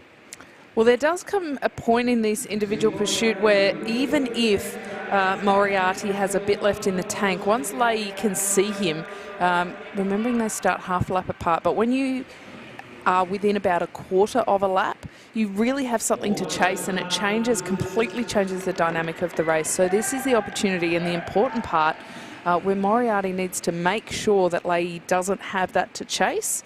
And it's not too late for this to come back. They're not at the halfway mark yet, but they're not far off. They've just come through there now. 2:07.8 for Connolly, and it's 2 seconds. Just gone out over 2 seconds back to James Moriarty. So the Queenslander with a lot to do. Nick Formosa, his coach in the back straight, he'll be yelling at him, giving indications he needs a little bit more. And for Connolly, he can now look around the track a little bit more easily and see his Queensland opponent as he comes into the start-finish straight. So this is Moriarty going down the back straight as he crosses over, and it's 1.88. So he has brought it back a little bit. It went out just over 2 seconds, and now Moriarty has brought it back a little bit. So is this the big comeback we're waiting for? Moriarty versus Leigh. Connolly went out hard. He's got 5 laps to go. And Moriarty now 1.65. So there's a slow comeback starting to build for Moriarty. The march home begins. They will come around with 4 laps to go. They're in that final kilometre. This is where it hurts. Moriarty is closer again. Nick Formosa down on his knee. He's urging him to throw everything out there. This is where he's got to bring up the kitchen sink. He's in front of a home crowd. Scott, big opportunity, but Leigh, he is pulling away. 3 laps to go now, and Moriarty is coming. It's 1.16 seconds now. It was over 2 seconds, and Moriarty has brought it back to almost 1 second. Connolly struggling to hold this speed now. His coach will be screaming at him, telling him he has to do something very special. It's under a second now, 0.97. Here he comes, Moriarty, the big Queenslander. He's on his home track. Connolly went out early, but he's starting to fade, and Moriarty is coming fast. Well, this is it, the final lap. Leigh and Moriarty, they're both in a whole world of pain. Leigh, he's got a bit of an advantage. Can Moriarty bring him back? Moriarty is fighting. He's just slightly down with half a lap to go, but he's fighting to get to the line, and it's Leigh versus Moriarty, and Leigh holds on. 0.2 of a second. What a comeback from Moriarty, but it just didn't quite get there. Connolly held on to win the National Individual Pursuit Championship. That was tight. Well, and a faster time from Leigh than the qualifying this morning. A much faster time for Moriarty. He went under that 4:15 mark that he did earlier today. They're almost too fatigued to give too much of a wave there. But look at this. This was such a tight finish in the end. Both of them maintained their composure pretty well. Their technique didn't suffer too much coming into that final. Moriarty really did throw the kitchen sink at it. He left it a little bit too late. Was it a timing error, Scott? Oh, I don't know. It's hard to know, isn't it? I mean, I think based on the fact that he went faster than his qualifying, he's still definitely finding his pursuing legs. I think that Moriarty's still very young, and we can expect a lot from him in the coming years in the team's pursuit and the individual pursuit space. Quality times from both men. Connolly wins the national championship with a 4:14.43, and James Moriarty, silver, 4:14.72. So what a comeback it was. Had he started half a lap earlier, maybe it would have been for gold. Maybe schmaybe. Maybe. Coulda, woulda, shoulda, didn't. Doesn't matter anymore. But what great rides from both those men. Carly McCulloch, she wins this. She's got the bronze. And Caitlin Ward, we have some doubts as to her health. We hope she's okay. She was great in the earlier rounds, and she's back on the track, so she hasn't forfeited, so she may be just okay and tired. Ooh, you know what they're doing, though? They're giving each other those psych-out looks through the visor. They're very symbolic, even though they're mirrored visors, which I do find hilarious, because then it really is for the theatrics, isn't it?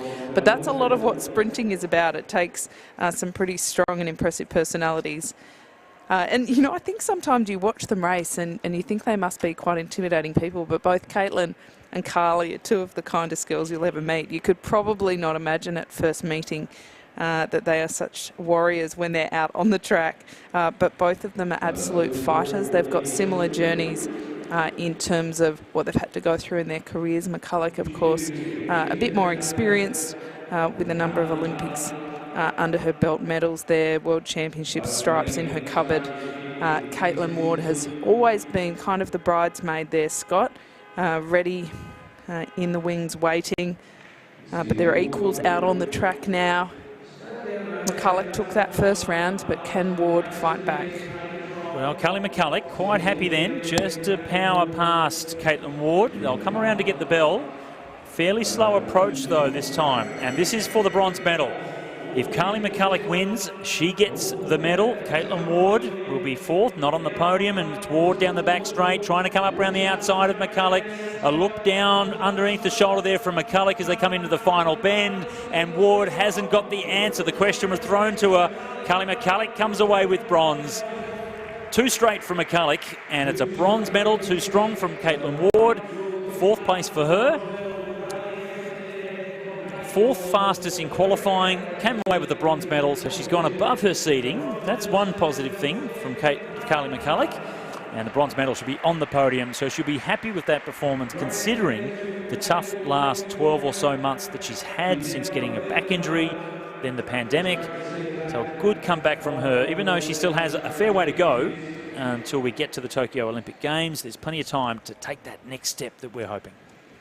Yeah, certainly a good step on her way. I think she'll be pleased to have that out of the way, something else that she's achieved and can move on. And a brilliant performance from Caitlin Ward. Just her resilience and tenacity really impresses me. A lesser personality would have not fought quite as hard through all of these rounds. We know what she's been through, and she's certainly shown her character here tonight. So great racing from the ladies. And now we've got the local hero back out on track, Scott, Christina Clonan, a bit of a homecoming from her.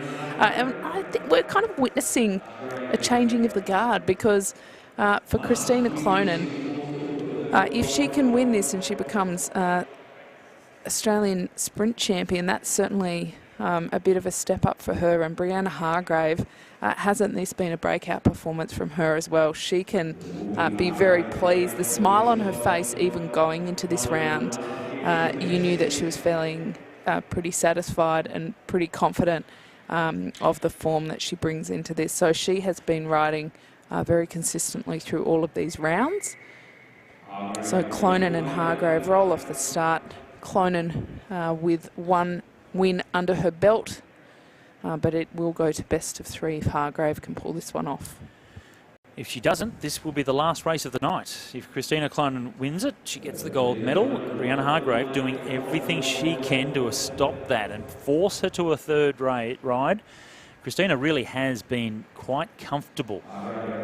And even going early, as we saw against Carly McCulloch, hitting out nice and early to get the first win in the semi-final. So trying different tactics as well. Hargrave it is that leads high on the track behind her. It's her home velodrome here, the Meares Velodrome in Chandler, Brisbane, is Christina Clonan. Look over the shoulder from Hargrave's in front. Hargrave, Clonan, and a bit of move now from Clonan as she comes up to the back wheel of Hargrave. Does she pause? She gets a little bit more height. They come down. One lap to go it is. Is there a gold medal at the end of these 250 metres for Christina Clonan? She'll be hoping for it as she comes into the back straight up to the back wheel of Hargrave. Another little push from Hargrave on the inside, fighting round the outside in the maroon colours is the Queenslander and the new national champion in the elite women's sprint. Christina Clonan takes gold. Brie Hargrave will come away with the silver. Another strong performance from her. Oh, what a thrilling ride. I liked the tenacity there of Hargrave. She fought back. She didn't just let Clonan have it her own way. I think that makes the win even more satisfying from Clonan. Look at this, a salute, double arm salute to that home crowd, and a real homecoming it has been indeed. A massive step up for Clonan. She has changed disciplines. Now she can more than say that she has arrived on the Australian and potentially soon the world sprint scene. So great win from her. Look at this, she muscled over the top, but Hargrave wasn't just going to let her have it. She certainly fought back, and it was all the way to the line in the end for Clonan. It was still a close race, but still a commanding performance in terms of sprinting from Christina Clonan. All the way through the round, she really was, from the qualifying, the fastest qualifier. She did dominate each of her opponents all the way through to win gold.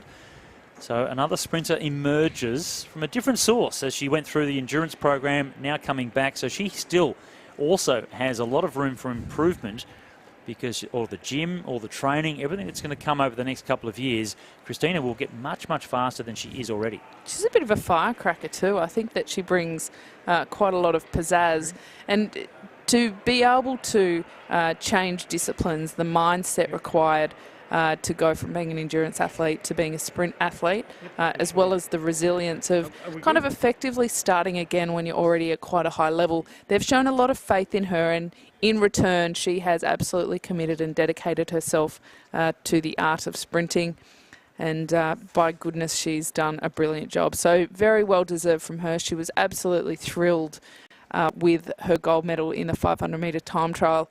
I think this will be just a little bit more special again, Scott, because this is kind of the crown jewel for the sprinters. So for her to take the gold here, massive ride from her. And don't go away, because we will do the presentations for both those elite categories, the men's individual pursuit and the women's sprint, just after this break. It seems an age since I've seen you. Countdown as the weeks trickle into days. I hope that time hasn't changed you. My happiness is slowly creeping back. Now you're at home.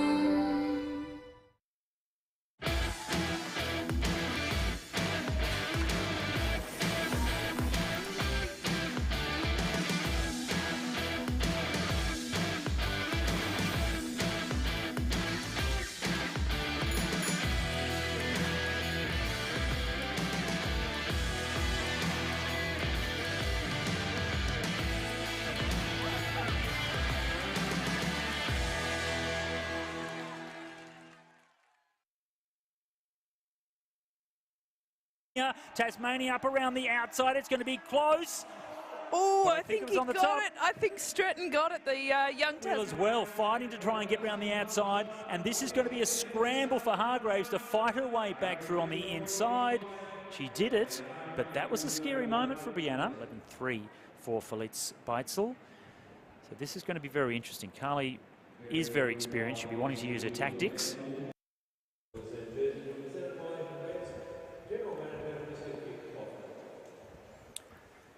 On to the presentations now of the elite men's individual pursuit. Races we just saw, very close, and an incredible comeback from James Moriarty, just not quite able to get that gold medal. We'll see what happens next year. And also a comeback of sorts. He's only a young man, Patrick Eddy, but he went off the track just to focus a little bit more on the road. Back on the track, and a bronze medal here in the individual pursuit. Great ride by him. 4:17.16 in the final. James Moriarty with a 4:14.72. Both riders going slightly faster than they did in the qualifying, as did the gold medalist Connolly from Western Australia. A 4:14.6 in qualifying and a 4:14.4 in the final for gold. So all three riders having to dig that little bit deeper to make sure they got the medals. Great racing. To go faster in a final isn't a small feat. I mean, there's an old kind of school of thought where you only do what you need to do in qualifying just to make the finals, but you don't overcook it. But the reality is quite different. So for these three athletes to all produce faster times this evening says an awful lot about how talented they are. And for what it's worth, Scott, I think all three can go significantly quicker again when they kind of hone that art. They all are quite young, and they are still kind of finding their legs in this event. They are young indeed, which makes it even more impressive just how fast these riders are. And Connolly, the fastest of them all, but only just, with Moriarty really fighting at the end. So 3 very well fought races, and congratulations on the left there for Pat Eddy. It's like you're on mullet watch tonight, Scott. You see it in every shot. They stand out so much, don't they? No mullets on Connolly though. Just speed and power. He can be very pleased with that ride. It's always a very interesting event, I think, the individual pursuit, because it is just so raw. You cannot hide. You can do an awful lot of damage in just 16 laps, even though 4 kilometres might not seem that far. It certainly is. It's a very pure event. So those riders have certainly written their names in the history books of being kind of the strong men on the endurance side. So very impressive. Always great to see the next generation. It's a good indicator of physiology, the time trial and individual pursuit competitions. And the final presentation to wrap things up here on the second day of competition, but the first of our broadcast, is the Elite Women's Sprint competition that we just witnessed on the track. Great rides all the way through. And the bronze medal to Carly McCulloch, former national champion. This time it's the bronze medal for the rider from New South Wales. They're all a little bit wibbly-wobbly on their legs, not surprising after what they've just done. It's quite a quick turnaround to a presentation. Brianna Hargrave from South Australia picking up the silver medal. She will be chuffed with that. That's a top ride from her. But the best of them all the way through the competition, right from that qualifying flying 200-metre time trial. Christina Clonan backing up the gold medal she won in the 500-metre time trial and making it 2 from 2. With the gold now in the Elite Women's Sprint. Some very hearty cheering happening from the crowd. She's got family here watching her tonight, so that makes it all a little bit more special. The medals presented by Kip Kaufman, our General Manager of Sport at AusCycling. So it's great to have the support of the executive team here at the Nationals, supporting all of our athletes on their journeys.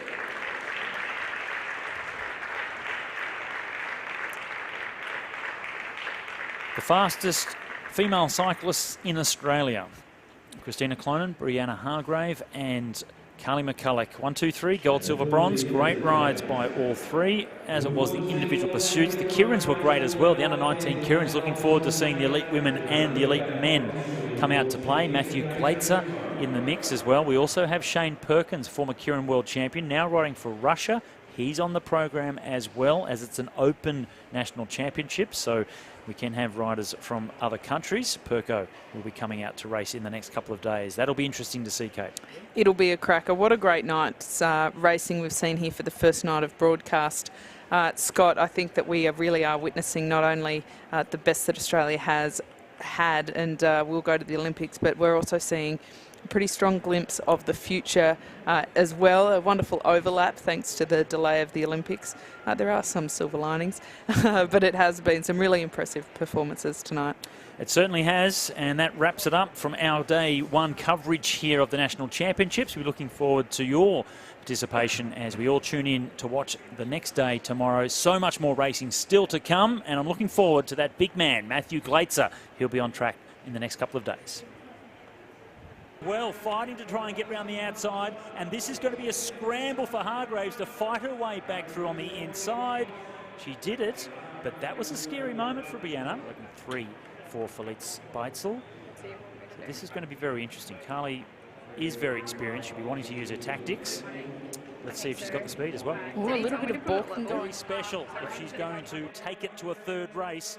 And they're down the back straight, Ward up into full speed, and Tucker's coming at her now though. Lara Tucker coming up to the back wheel of the Victorian, but she won't get across the top before the finish line. So Caitlin Ward, 2 straight for her. Australian on his hip, Dylan Stanton.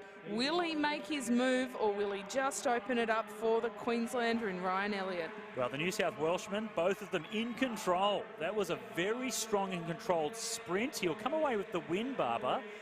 He dragged his teammate as well through in Britain, first and second. And while Stanton, Maxwell Lieberknecht and also Jacob Coop. Check out the eyeballing happening, Scott. They're following in the footsteps of how New South Wales tackled their win. Oh, we've had a fall there. And that is the program while they're working to get through the national championships under a heavy workload, because the focus is the Tokyo Olympics, and Christina Clonen's focus is to go very early. 2 laps to go. She hasn't just gone for position, she's gone for the win, and the gap has really opened up to Kylie McCulloch. And I can tell you, McCulloch has already given up. It's all over, Red. Establish it.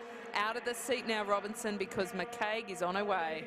Alessia McCaig in second position, but leading down the back straight. That's the rider from the New South Wales. But here she comes, Alessia McCaig. She's looking to defend her title from only a couple of months ago, and it's back-to-back gold medals in the women's under-19 keirin for Alessia McCaig. In a whole world of pain. Leahy's got a bit of an advantage. Can Moriarty bring him back? Moriarty is fighting. He's just slightly down with half a lap to go, but he's fighting to get to the line, and it's Leigh versus Moriarty. And Leigh holds on. 0.2 of a second. What a comeback from Moriarty, but it just didn't quite get there. Connor Leigh. They're equals out on the track now. McCulloch took that first round, but can Ward fight back? Well, Kylie McCulloch quite happy then just to power past Caitlin Ward. They'll come around to get the bell. Fairly slow approach though this time, and this is for the bronze medal. If Kylie McCulloch wins, she gets the medal. They're equals out on the track now. McCulloch took that first round, but can Ward fight back? Well, Kylie McCulloch quite happy then just to power past Caitlin Ward. They'll come around to get the bell. Fairly slow approach though this time, and this is for the bronze medal. If Kylie McCulloch wins, she gets the medal. Down, 1 lap to go it is. Is there a gold medal at the end of these 250 metres for Christina Clonen? She'll be hoping for it as she comes into the back straight up to the back wheel of Hargrave. Another little push from Hargrave on the inside, fighting round the outside in the maroon colours is the Queenslander and the new national champion in the elite women's sprint. Christina Clonen takes gold. My happiness is slowly creeping back. Now you're at home. I know what is inside.